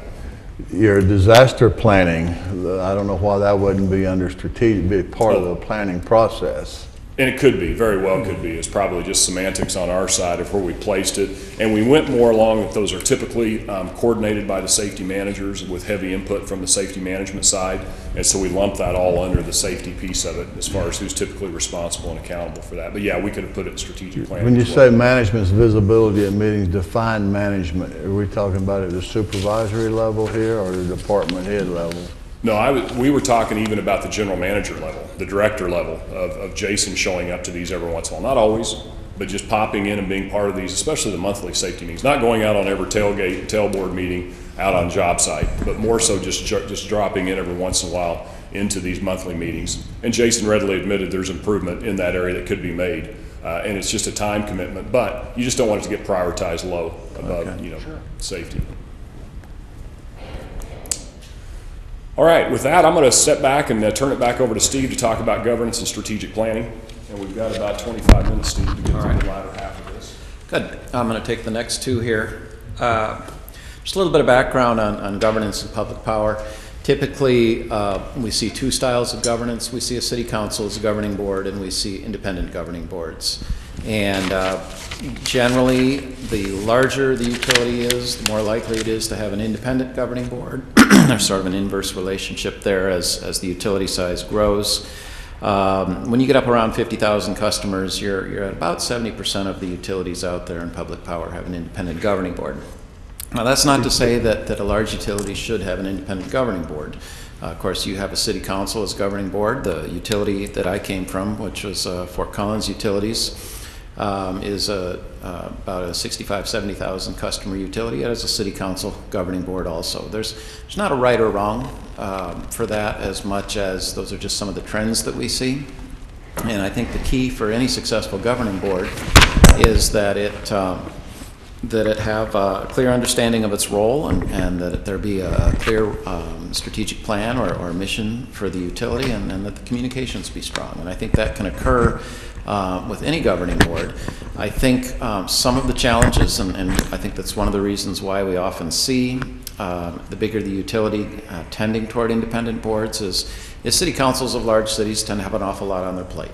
And sometimes it can be difficult for the city council to give the attention to the electric utility that it may deserve.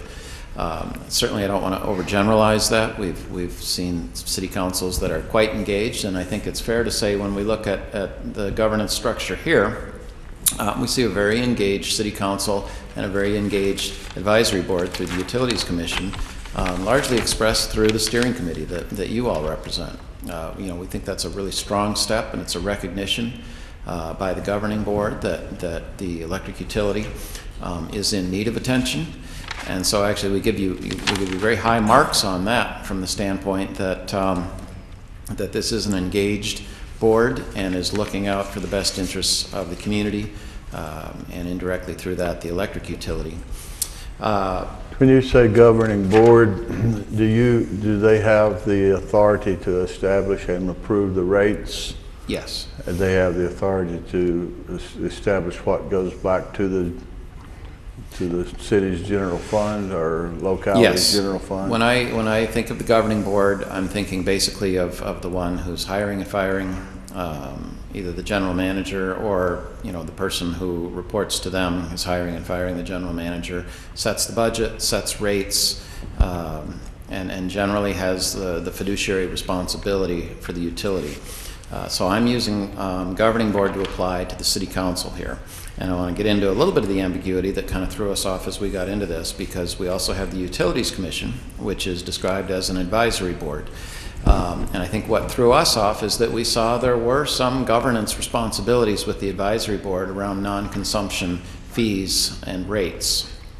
And I think I understand the reasoning for that. I think it was trying to extend to the advisory board an opportunity to play a strong role. So if in fact that was the sentiment, I think it's a good one.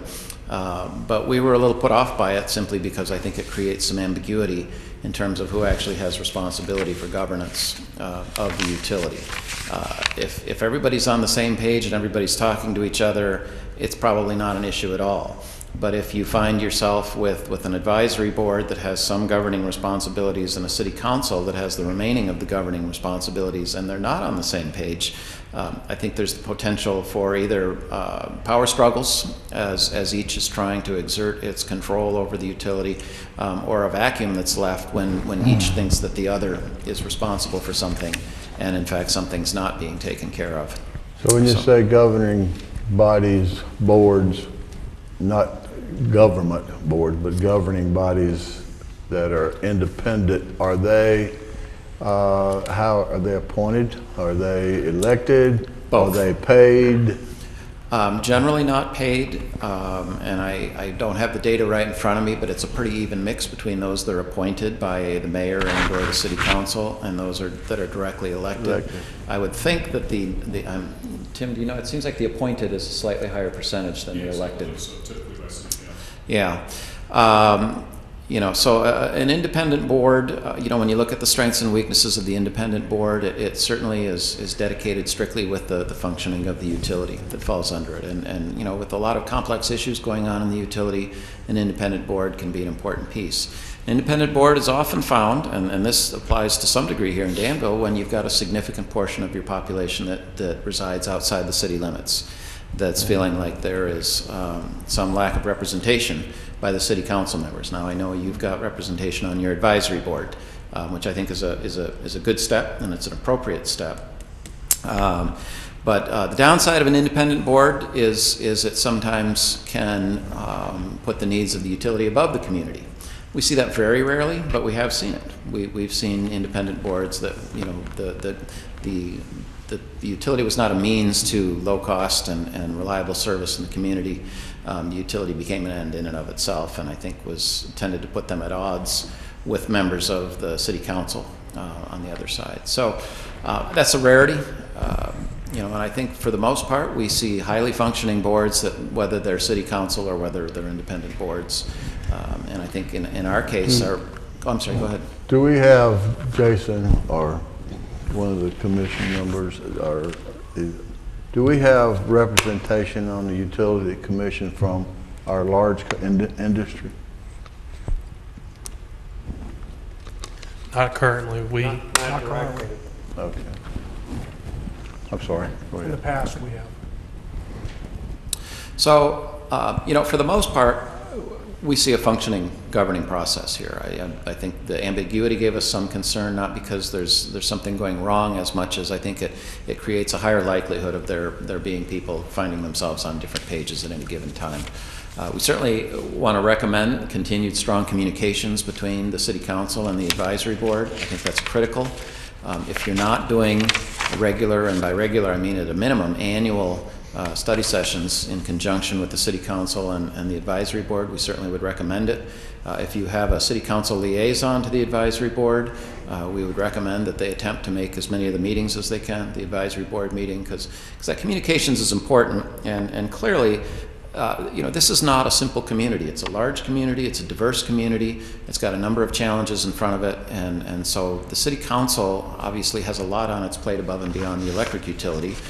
And it's clear the electric utility is lately been taking quite a bit of time up for the city council. So, if the city council does continue to play that governance role, and we're not recommending that you move to an independent board, we certainly would recommend strengthening to the degree you can the communications between the advisory board and the city council when it comes to that. All right. And then transitioning into that is strategic planning, and that is our only 2-star here. And you got 2 because it's clear there's a lot of strategic thinking going on right now. There's a lot of discussion going on about the future of the utility, the role of the utility, and where it fits. As we've talked to people, it feels a little disorganized, in part because you have some very important questions in front of you. You've got voices in the community that are suggesting a lot of very different options for the utility. And so in our mind, that the strategic thinking is an important piece, and I know there's certainly discussion going on about where you go next with your strategic planning, and our recommendation is understand, what you see the future of the utility, and if the future of the utility continues to be as a part of the city of Danville, that it's very important at your soonest, earliest convenience to really put a strong strategic plan in place. And for us, a strategic plan does not mean a system plan. It doesn't mean, where do we build our next substation, and how do we deal with the old 4 kV line that's still in the older parts of town. The strategic plan is, what is the role of the utility? What is the utility trying to accomplish in Danville, and making sure that your governing board and your advisory board are a key part of that conversation, because you really are the voice of the community and you're the voice of the customers. And so we are big fans of the strategic planning process, whether we're providing it or anybody else is. But we think it's an important part of any utility, and as this utility looks forward, it's going to be real important for the success of the utility, I think, to have a good plan in place. And who does the strategic planning? Well, it's something we do, but I'll put a pitch in for us, but there's a lot of folks out there who do strategic planning. There's people on college campuses do strategic. Someone outside, not just inside the government. Well, absolutely, and I think a good strategic plan is inclusive. It certainly has to include all levels of the organization. It's got to include your stakeholders and your customers and your community to some degree.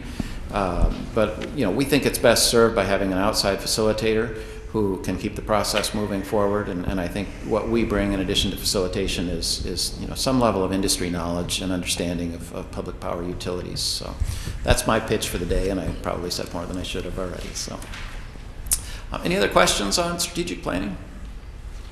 All right, well, Tim's going to finish us hold up. Hold on just a minute. Yep. Let me think here just a second. All right. You all have a section here that says a strategic plan at a minimum should include about 7 bullet points. Focus on customer needs, areas, strengths, and weaknesses. What's the reference? It's just what good strategic plan should contain, I believe. Yeah, what a should at minimum should have unto it. Is that you all's basic summary? I want to mention that this is in here, and I think we should really think about looking at it again and reminding ourselves of at least what you all's opinion of what would make a good recipe for a strategic plan is. Mm-hmm. Now, but let me say that further. Let me ask this question. Do you all believe that there's a lot of information that we need to have from outside sources? It depends on how well you feel you are connected to those outside sources, and it also depends, and it also depends on how diverse you think the opinions are in the community. So, for instance, we've been in some communities, and it tends to be smaller communities that are fairly homogeneous, and the industry is fairly homogeneous, and the needs, therefore, are fairly homogeneous. We've been in other communities that have, they have significant industry, they have seasonal populations with tourism, they have strong environmental groups, the Sierra Club is in those communities, they've got power supply issues. And so for a community that's a more complicated community, I would say at a minimum, there should be some effort to informally understand stakeholder interests and needs out there. And it may simply be, you guys trying to identify who some of those stakeholders are and meeting them for a cup of coffee. It may be as formal as, inviting the Sierra Club in to do, a survey or focus group with you. It may involve customer surveys but the stakeholders, I think it's important to understand who the stakeholders out there are, who they are at a minimum, and if you think there's a broad diversity of opinion, to probably try and quantify that more so than just saying, oh, well, yeah, the Sierra Club's going to be about the environment, and the Chamber of Commerce is going to be about economic development, and perhaps understanding to a little greater degree what those needs and interests are. If I could add to that too, just another quick example of that is we worked with the Turlock Irrigation District, which other coast out in California, very agriculture based, very irrigation water based, and they covered the input from the residential side through customer research that was done, phone surveys, so forth. But then we brought in focus groups that represented the agriculture base. We brought in a focus group that represented the small business side of things. And we're able to distinctly be able to identify issues within that group. And a lot of times, versus having a one-on-one interview process, which is valuable, when you get them together and start talking, they start feeding off each other in a very positive way and sharing things that wouldn't have come up otherwise. So a lot of times it's good, especially if they're a peer group that you can bring in together, just something to consider. Thank you. Thank you. And it's fair to say that another important tool is benchmarking, and the assessment that you're providing us today is really based upon benchmarking other public power utilities. So we're getting a nice component of this strategic planning process through the assessment that you all have performed. Definitely on the best practices side, yes. Yep. Very much Thank so. you. The only other thing I would add in there too, to Steve's point, back on the governance piece, is we are seeing a trend across the country, not sure if it's going on here, but as the baby boomers start leaving their civic duty responsibility, there's not an influx for that Gen X stepping in for that civic duty side. And so with that, we really see some communities that are starting to hit this head on with a grooming process, whether that's a leadership, an academy, whatever you want to call it. My understanding is you had it at one time here, maybe it still goes on in some semblance, but trying to really groom that next generation of civic leaders that are going to be able to step in for you all at some point in time in the future. So, That got just shut down for a year. okay, all right. It's being put back together now. Good. And then the other thing too is that we didn't see here adequately, that's in the report, we didn't put it up here, but is board member orientation. Is that as you bring on a new utility commissioner, and maybe you do it on the city council side today, but there should be an orientation process, and there should be an expectation of going through that orientation process. That's the other thing a strategic plan will do too, if done properly. A strategic plan will be that roadmap and part of that orientation process for a new governing board member to be able to come on and say, oh, I see now where the utility's going, and may not agree with it, but at least I can see why these decisions have been made and so forth. So a couple other things to consider. I know we're getting tight on time here. I don't want to cheat these other sections, but I'll try to move through them pretty rapidly.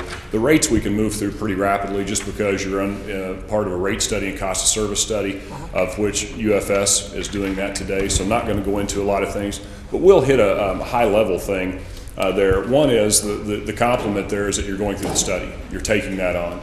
And we believe those should be done every 3 to 5 years when you look at those cost of service rate studies, especially in the changing environment that we're in today. A couple things we didn't see, though, we think is very important, is that rate comparison with others. You'll see a graph in there that we utilize from the state of Virginia that showed where you all ranked, and you're currently about in the middle today. Very amazing to me that our Public Power Association apparently does not provide that to its members. What do we pay them for? Besides lobbying, like I saw them last week up in the General Assembly, regarding this situation about the decision to sell a utility or not. I would say there's pretty good access to comparative residential information, very little to commercial industrial rate classes. Are we on their board? On the, MEPAP. Municipal Electric Power Association Board? We are a member of MEPAV, but we're not on their board. Who's on the board? I mean, seriously, that's one of the things that they should be Yeah. providing to us, you know? We shouldn't have had to go digging for that information. You guys should have that readily available. yeah. That should be one of the services they should be providing, you know? So we would have transparency when we have to We, make a rate increase, you know? We do have that information from MEPAV. We got it last summer. As far as rate comparisons, that's what you're asking? but Yeah. it doesn't cover all the rate classes. No. We've No. talked to them about that specific need. And we do a rate comparison with every rate study. Right. We should keep that current. We should do it every year and have it published on our website. They should be doing it for us. That should be part of what we pay them for. And all media, not just their website, but we should publicize that through all media. Yeah. The one you referred to in the state of Virginia, and you said we was right in the middle, was that just municipal owned, or is that all power companies? It's all, I didn't bring It's all my, public power, co-ops and municipals. and investor owns were in there too, I believe. Were they not? Yes. The Dominion's I in there. believe they were. Okay, On page 43, if you have the hard, you're right. Investor owns are on there too. Yes. Covers everybody. and the key is with this, wherever you rate, even if you're the highest, you shouldn't be publicizing these in our mind, just being transparent, as Yeah, well as not only just But the unfortunately, we had to get this through a third party. I'm sorry? We had to get this through a third party. Right. And there is a lot of state associations, the electric state associations that do track this on behalf of their members. And there's also joint action agencies that'll do it in some cases, but somebody filling that void, somebody hopefully in the state can fill that void, because not just you all, it's in the interest of all the municipal utilities What in they the state. sent us a week What ago. date or time is this at? For? Go back to it, I think we referenced it. emailed it. We referenced the source, and it was 2014, 43.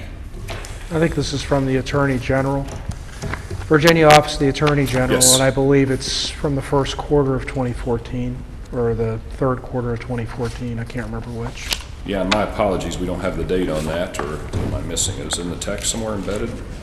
I believe it's July 2014. Okay. Was it July? July 2014? We've got it earlier. Also on the rate side too, that we think is we would characterize it as a room for improvement. Steve's hit on it, not going to go down that path again necessarily on the governance side, but we typically just do not see the rate approval process split, consumption versus non-consumption between two governing bodies. If it's working fine, we're not critiquing that, stating that. That's just very uncommon for us to see that duty split. And then last is, we love seeing a formalized rate policy. As you may recall, when we came in and talked earlier, before we went through this process, we're not big on putting this policy just in place for the sake of policy, but three areas that we think for good financial stewardship for an electric utility are seeing policy in rates, cash reserves, and transfers to the general fund. And we think that's the three-legged stool that really makes a utility very financially sound on that part. So we would just like to see a formalized rates policy of what triggers a rate increase and decrease, just policy around that.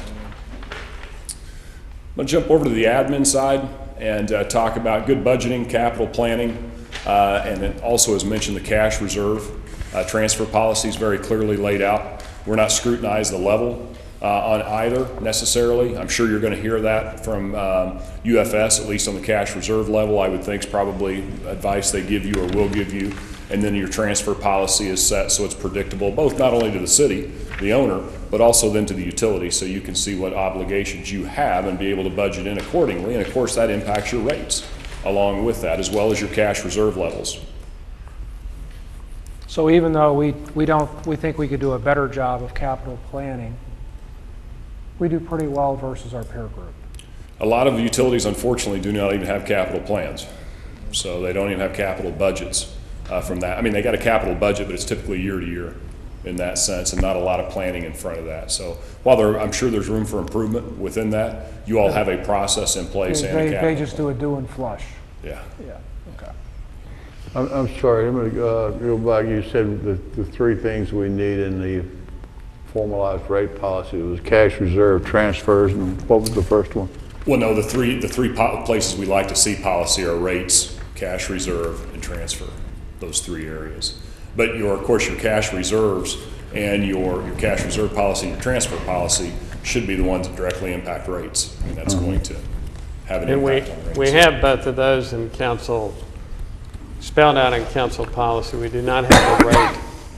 Excuse me? We do not have a rate philosophy. Rate policy. I was thinking we had to. So that's something that certainly can come from this. How rates are We justified. have policy on transfers and Yes. cash reserve. Yes. Two of the three you have covered, correct. Which comes first? I had a couple of questions and no comments. I think this is a proper That's one of place the to bring things, it up. right? It looked like rates would be first. Mr. Turpin, go ahead, please. We have the problem, we want to contribute to the general fund, and then we're trying to base that on some reasonable methodology.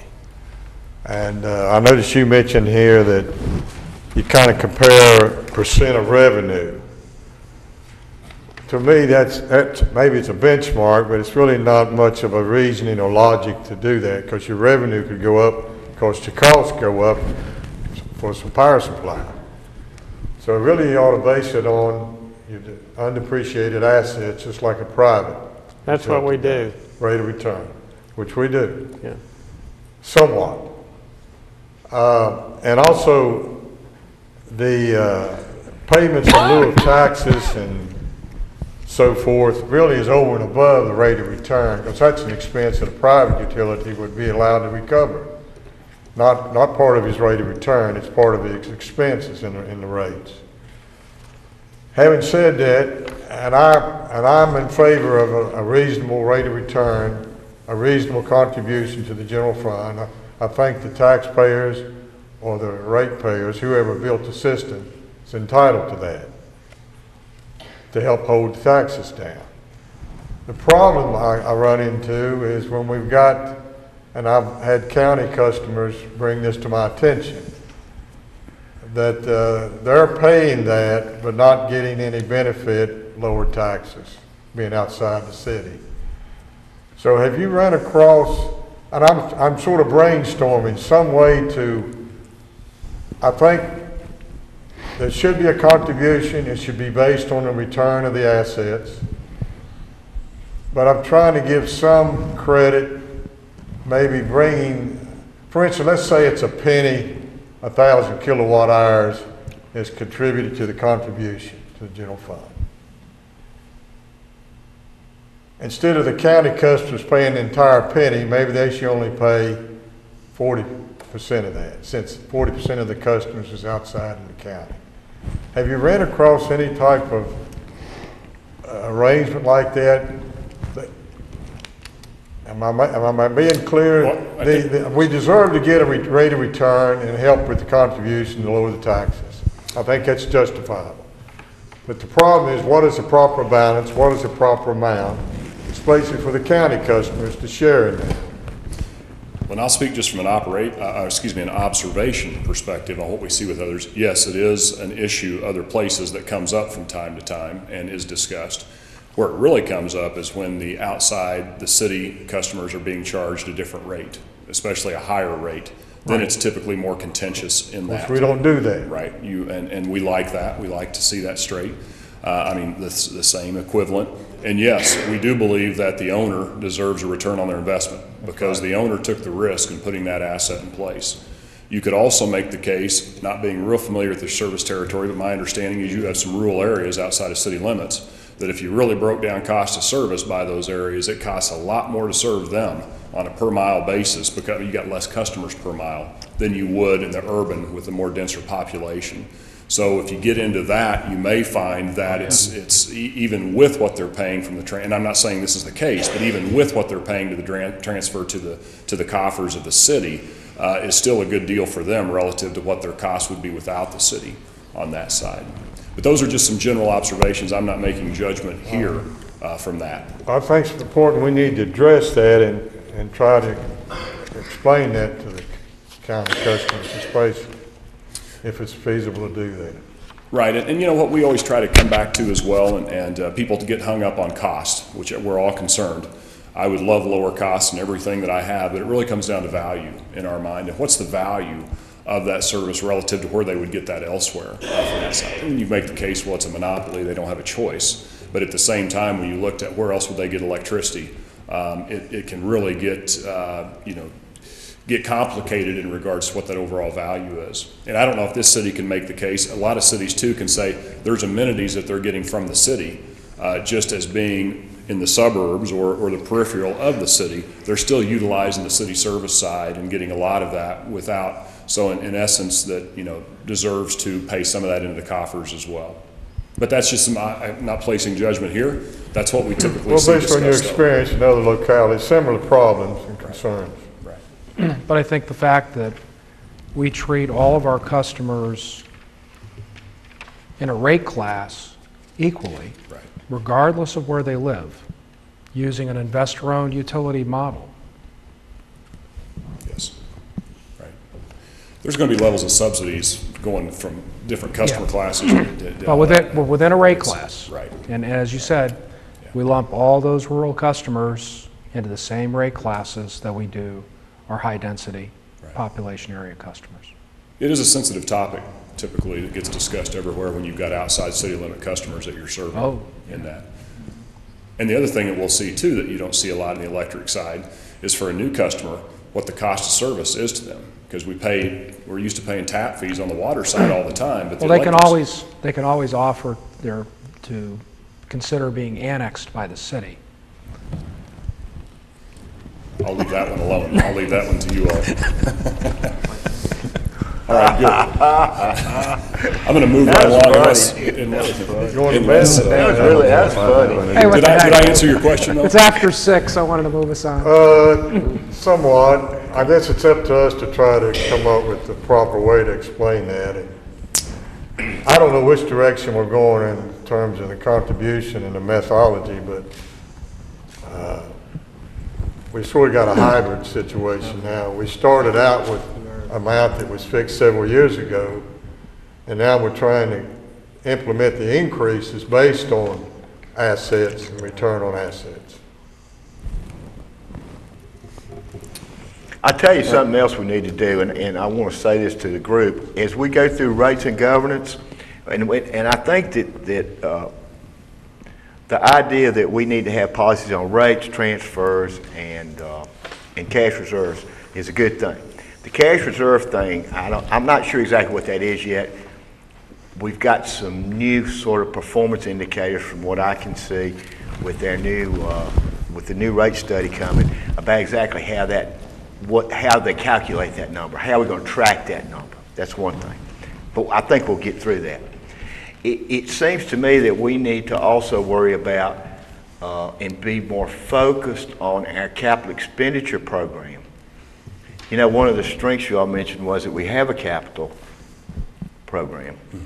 But I think we need to really consider and do a lot better job of being able to determine which one of those capital expenditures in any particular year is more important than another based on whether or not it's directly related to the system or whether in what particular value it may have to some speculative economic development issue. So, I think that's something we need to think about. Capital seems to be an important issue here, capital projects, and I think that should be included in the rates, the transfers, and the cash reserves, and the capital projects should also be included in that. And we ought to have, we should really think about having some kind of policy, some framework that we can look at from year to year as we sort of evaluate those. It's very important if we're doing where we continue to use a return on asset calculation. If we have overexpended on assets and unfortunately our economic development has not kept up with our capacity and capital expansions, then our cost of service goes up. And it ties directly into how much we contribute to the city. So, you know, yeah, I think you're absolutely right on the money. Yeah, and you know, we're talking, I appreciate you mentioning that, as we have this little colloquy here, that it directly relates to cost of service. And the cost of service is not all completely wrapped up in the cost of power. And it's not all about that one thing, that one strategy, that one piece of it. There are lots of expenses in here that we need to more closely identify, focus, and prioritize moving them forward, and I hope that's part of what we're doing here. Yeah. And I would But ask, you have one of the bigger listed as issues. one of our strengths, budgeting and capital planning. So are you saying process. that's a weakness, Phil? Excuse me? They've listed as a strength, budgeting and capital planning. They Are were- you saying that's a weakness? Yes, that's exactly what I just said. I said that, my understanding was that they were impressed that we had a 5-year capital plan. keep And in a lot mind- of places don't have it. Yeah, and please let me clarify, we're talking about that you have the process in place. Right. We're not, this wasn't an audit, so we're not placing judgment on the amount that you funded that. Okay. Okay? I mean, the Just- fact that we He starts- have a process in place, the fact that we have individual project reviews. Correct. The fact that we try to calculate out some type of a return is a good process. Correct. The fact that perhaps we haven't loaded things as well, or perhaps we were a little too rosy on our pictures, or, you know, we didn't anticipate the beginnings of a population decline. A lot of people have experienced that. Nobody Yeah, I mean, predicted a recession. demographics, back to Drucker, Yeah. people always forget about demographics. But going, That's a lot of what's driving us right now. going back to what your point, John, and so having said all that, I would say that my suggestion is that we need to be more focused, we need to be sharper, we need to have a better vetting process for some of these capital projects as we kind of move through them in the You're future. saying we have the process, but we need to strengthen that process. We need to definitely strengthen, yes, exactly. And I think also, we have conflict of mission. We don't really understand this utilities mission. You- We have no vision for the future. And as you pointed out earlier, we don't have a good tie with how that works with economic development, how that works with our building codes, how that works with our general contractors in terms of how we incentivize their development activities. There's a lot of things that tie into this. And I would summarize that as a lack of a strategic plan, Yes. right there. Going to the improvements, can we move to the improvements? Yes, sir. What are you tracking and reporting of in-kind services? Is that as related to city in-kind assistance to electric, or is that electric in-kind services?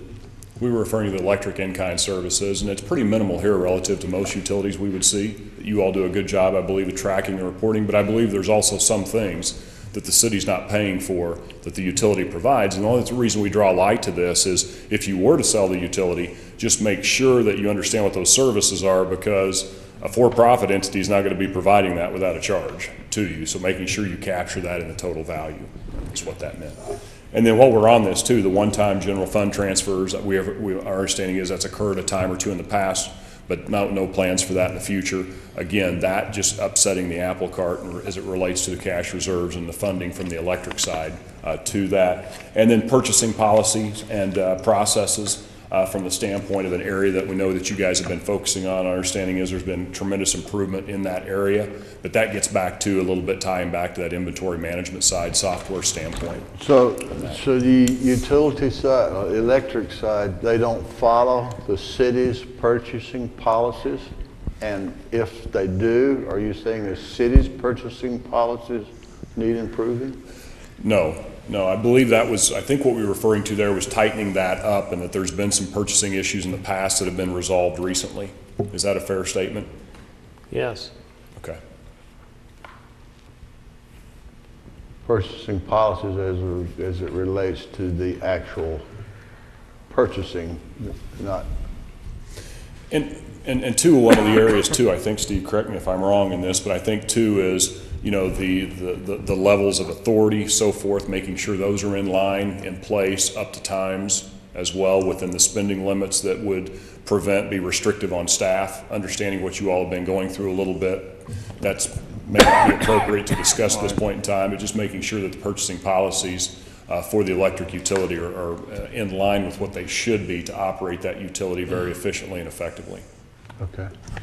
I'd like to add to that, at some point, we're going to have to, I think we really need to not forget about this general area of operations, and I'm talking about inventory control, I'm talking about work order management, I'm talking about purchasing policies, but there are other issues involved with the handling of assets. I think you're and a the little light disposi- on us here. and- We had some very, very significant issues occur. And We've had a director, electric utility director who just resigned. Obviously, there was something that went on, I don't know what it was. We had, unfortunately, overtime, pay issues and approval issues that resulted in some catastrophic incidents. This was significant. And I'm a little disappointed, to be candid, with your STAR system. You scored us as well as you did, because it has really hurt the brand equity of this utility. So that's why I personally wasn't thrilled with your STAR system. And perhaps we weren't as clear at how significant an issue this is within our community that talks about this weekly, if not daily. I think one thing, because it was an active investigation, we really took a very hands-off approach to the whole issue in this, and so we were not delving into that particular aspect of this. So we really kind of carved that out. And we appreciate you all's position on this. I believe that we are very much aware of the situations that have occurred and have enough specifics about them that I believe this committee is going to address those issues in a way that I hope that we will gain some of that brand back. But it's very clear. I mean, when we have breakdowns that are more than single points of failure, we've had a management breakdown. Sure. And we have had, again, unfortunately, a rotating set of utilities directors in the last several years. There really hasn't been anybody at the helm for any significant period of time. And so as a result, we've got some tidying up to do. I agree, and we referenced that in the report somewhat as well. To your point, we may not have weighted it strong enough in regards to the STAR rating side. And for us, too, this is a very, very broad category. It's kind of our catch-all category. We include a lot in it. But I understand you being respective of the fact that there's an ongoing investigation. So. Moving to technology. Yes, sir. Keep us going. Okay, I thought we had a roadmap or a plan of our technology. Do we not? We haven't formalized it. I think everybody knows where we want to be, but it's not formal like the. So we were saying we need to put this formally in writing, in the strategic plan, so we all know where we're going. Okay. And I would characterize this area that you guys are advanced in the technologies that you have in place. You've got more technology. You were one of the first to embrace AMI early on, and so it's not a lack of embracing technology. You obviously do that. In our mind, where it is now, with you being advanced, is where are you going though? And sticking that stake in the ground, just like you described, a technology plan as it fits into your strategic plan. And then as important too is that integration of existing technologies. One of the biggest weaknesses we're seeing, and we believe you all are a reflection of that, is when you get all these technologies without a very cohesive plan and without a discipline of saying we're not going to move forward with other technologies until we maximize what we have and we make sure it's all interfaced and integrated so that we're being as efficient as possible and offering the most customer value. And it's not that you're bad in this area, but there's room for improvement in this area. And so we always like to say, you've got a lot of technology. Make sure you're maximizing it, make sure it's integrated, interfaced with each other, and then continue to add technology as you go down the road, if that makes sense. And at 6:15, I'd really like to address the last two. Okay, let's jump down to employee morale. To HR. On the Yeah, strength employee side, morale. yep. On the strength side, we very highly commend you of your employee survey that you've done recently. That's very uncommon in the utility sector for us to see that in public power. And then also performance appraisals is very, very important, is to be able to rate employees within that. So those are two processes in place that we were very complimentary of. We love the Danville University, the educational side. What's not listed up here that's not a strength is the technical leadership side, the skilled leadership side for the electric utility specifically, but the general education and training is very good, we thought. And then the two areas that we thought for improvement would, actually there's three, the one bullet I just mentioned that I'll come back to, but one is employee morale. You're obviously going under, you're taking on some significant things. You've got what we talked about, the investigation going on, obviously. You're having the steering committee that is looking at the future of the utility. So both those, when you look at overall morale, even though we heard it is improving from the standpoint of where it's been, but in the last couple of years, you've been through a tough stretch. And that has an impact on your employees on the morale side.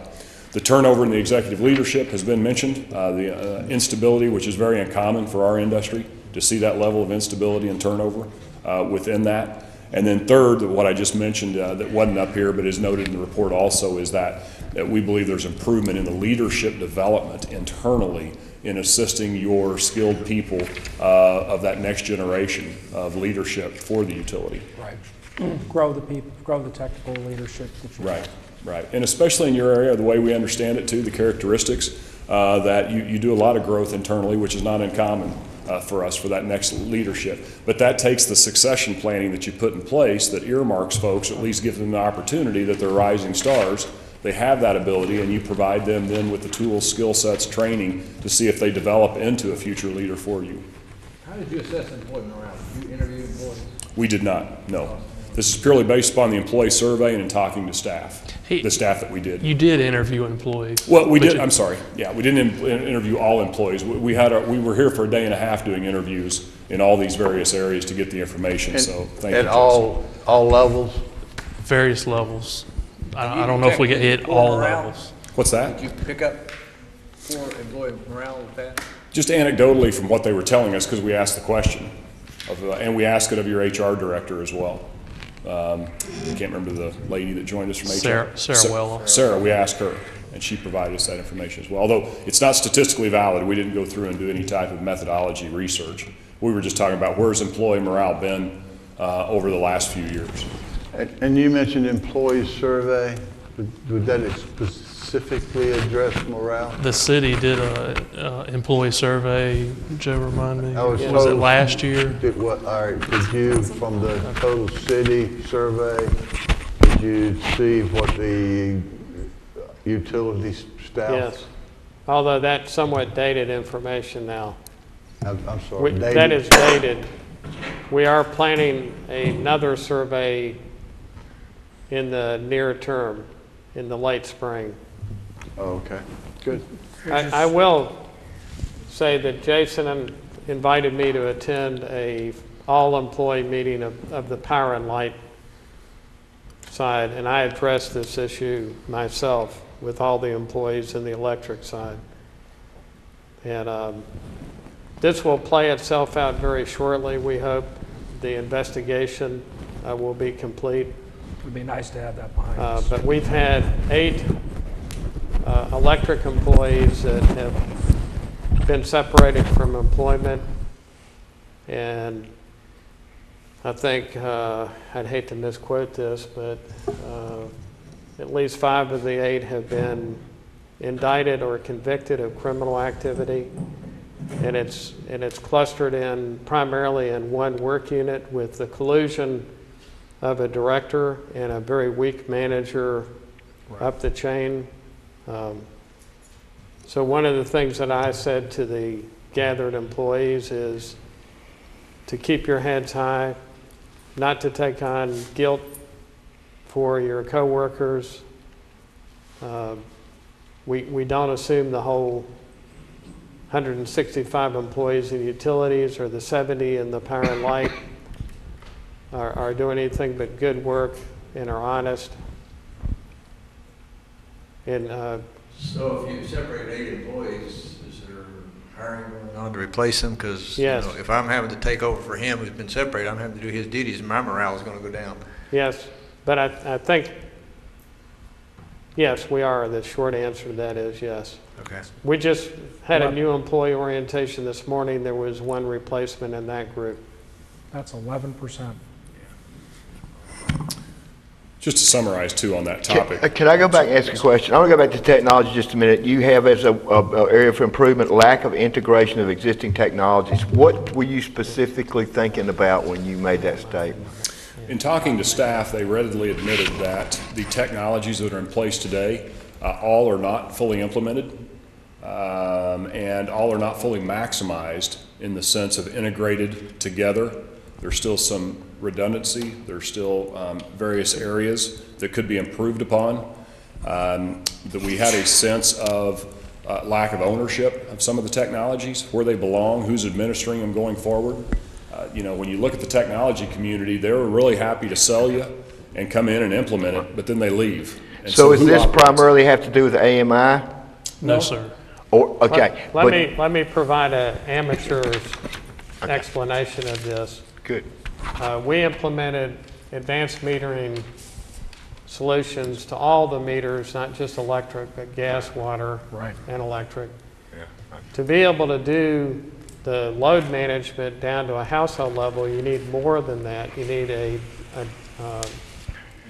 MDM, a meter data management system that has a capability of doing a profile on a customer that's interested in getting into that program.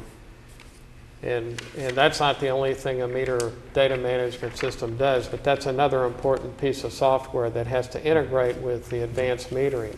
Then you have outage management systems that help you isolate when there's an outage, so that you have the logic there that says if this customer is out, that customer is out, this customer is out, chances are very, very high that this protective device is where the problem is, so that the crews can go more quickly to where the problem is, instead of, to a certain degree, especially in the rural areas, they're out doing the old ride the line sort of activity that has been done for decades, shining a light up on wires looking for faulty devices. So the thing that we did that in retrospect was very unwise was buy these components together instead of fully implementing the AMI and then doing the meter data management and then the system automation in a way that was very integrated.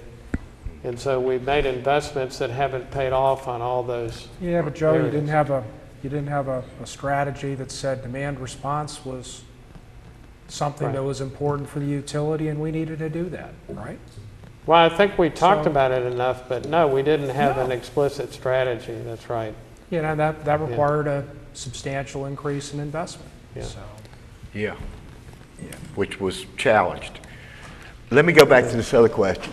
So the employee, you found out your information came from employee interviews that you all had with employees? Just the entire setting of our day and a half of interviews on site, correct? Okay. Yes. Fine, Yeah. thank you. And then also, from your HR director, just one. It was enough of the people that you talked to were concerned about this issue about the technology. Oh, I thought you were talking about employee morale. No, I'm talking about technology. Oh, okay. Well, from the technology aspect, yeah, we talked to the various departments, from the engineering to the operations side. And they talked to the about city it? side. Yes. Okay, Yeah. all right. And again, it's not, I don't want to throw up a red flag. You're doing a lot of good things. And I think that's in the closing comments that I would make here is that with where you're at, what you've experienced the last couple of years with your power supply situation, costs going up, obviously the internal turmoil you've had on the distribution side, it's easy to get caught up on the negatives. There's a lot of positives within the utility that we try to draw on just as much as the negatives and where we think improvement could be made. And we just believe in continuous improvement. We have seen utilities utilize this report from some of our first ones that we did 8 years ago. We'll run into them at conferences or we'll talk to them on the phone. They say, we still look at that report. We're still working to knock these things off in regards to continuing to implement the suggestions you've made. So we would encourage you to look at this as a long-term document that can become part of your strategic plan as you move forward in your continuous improvement efforts. And we hope that you find it from the standpoint, and also think of us as a resource ongoing. So if there's something that doesn't make sense, anything we've listed in here, if you want to know who that peer group is from the standpoint of who you could talk to and we could network you with, give you some ideas of why they do it the way they do it, let us know. We'll be happy to network you and be an ongoing resource for you. I know we took more time than we were allotted, but thank you. No, we took more time than we allotted ourselves, I believe. And I We don't want thank to you rush all it. very much, Tim and Stewart. Thank you very much for being with us, for providing us with this outline. I think it's going to be very helpful to us. There's lots of good material here, lots of things for us to think about. We appreciate you all coming and being with us. Does anybody in the public have a comment tonight? Item number 5 says clothing comments from the steering committee members. Mr. Gilstrap, you have something to say? I do not have any. All right. I learned a lot. I appreciate your insights, and gives us food for thought of what we need to do better. Thank you. Mr. Donahue? Thank the folks from Hometown and for the utility staff for cooperating, putting together an excellent assessment. It's important for our SWOT analysis. Thank you. And I'd like to say one other thing. Our next meeting will be February the 16th. The city manager and Mr. Gray are certainly endeavoring to put that together. Just to make sure we're on the same wavelength, that's APCO and PJM Right. representatives coming to explain how we get electricity to our delivery points. You got that? APCO and PJM, and we're going to have a facilitator available too? We don't anticipate you'll need one for that meeting. If that happens. But at the end of that meeting, we hope you'll give some guidance on how you want to go forward, and we have the facilitators lined up to continue the SWOT analysis and strategic planning piece. We provided that previously, late last fall. Right. But we'd like to make sure we're on the same page. And would the facilitators have an outline that they could review with us just to make sure that Yes. they're on the same page with us? But if we could just have a piece of that next meeting devoted to that discussion, it would be helpful. What discussion is that again? Going forward, what do you want to do going Okay, forward? all right. That's okay. We want to continue along with the SWOT, and I think, Right. and I do believe this. I think you all should share with the facilitators this hometown piece. Okay, We will. there's a lot of good information here. All right, February the 16th, barring weather or other scheduling problems, at 4 o'clock. We're adjourned. Thank you. Thank you.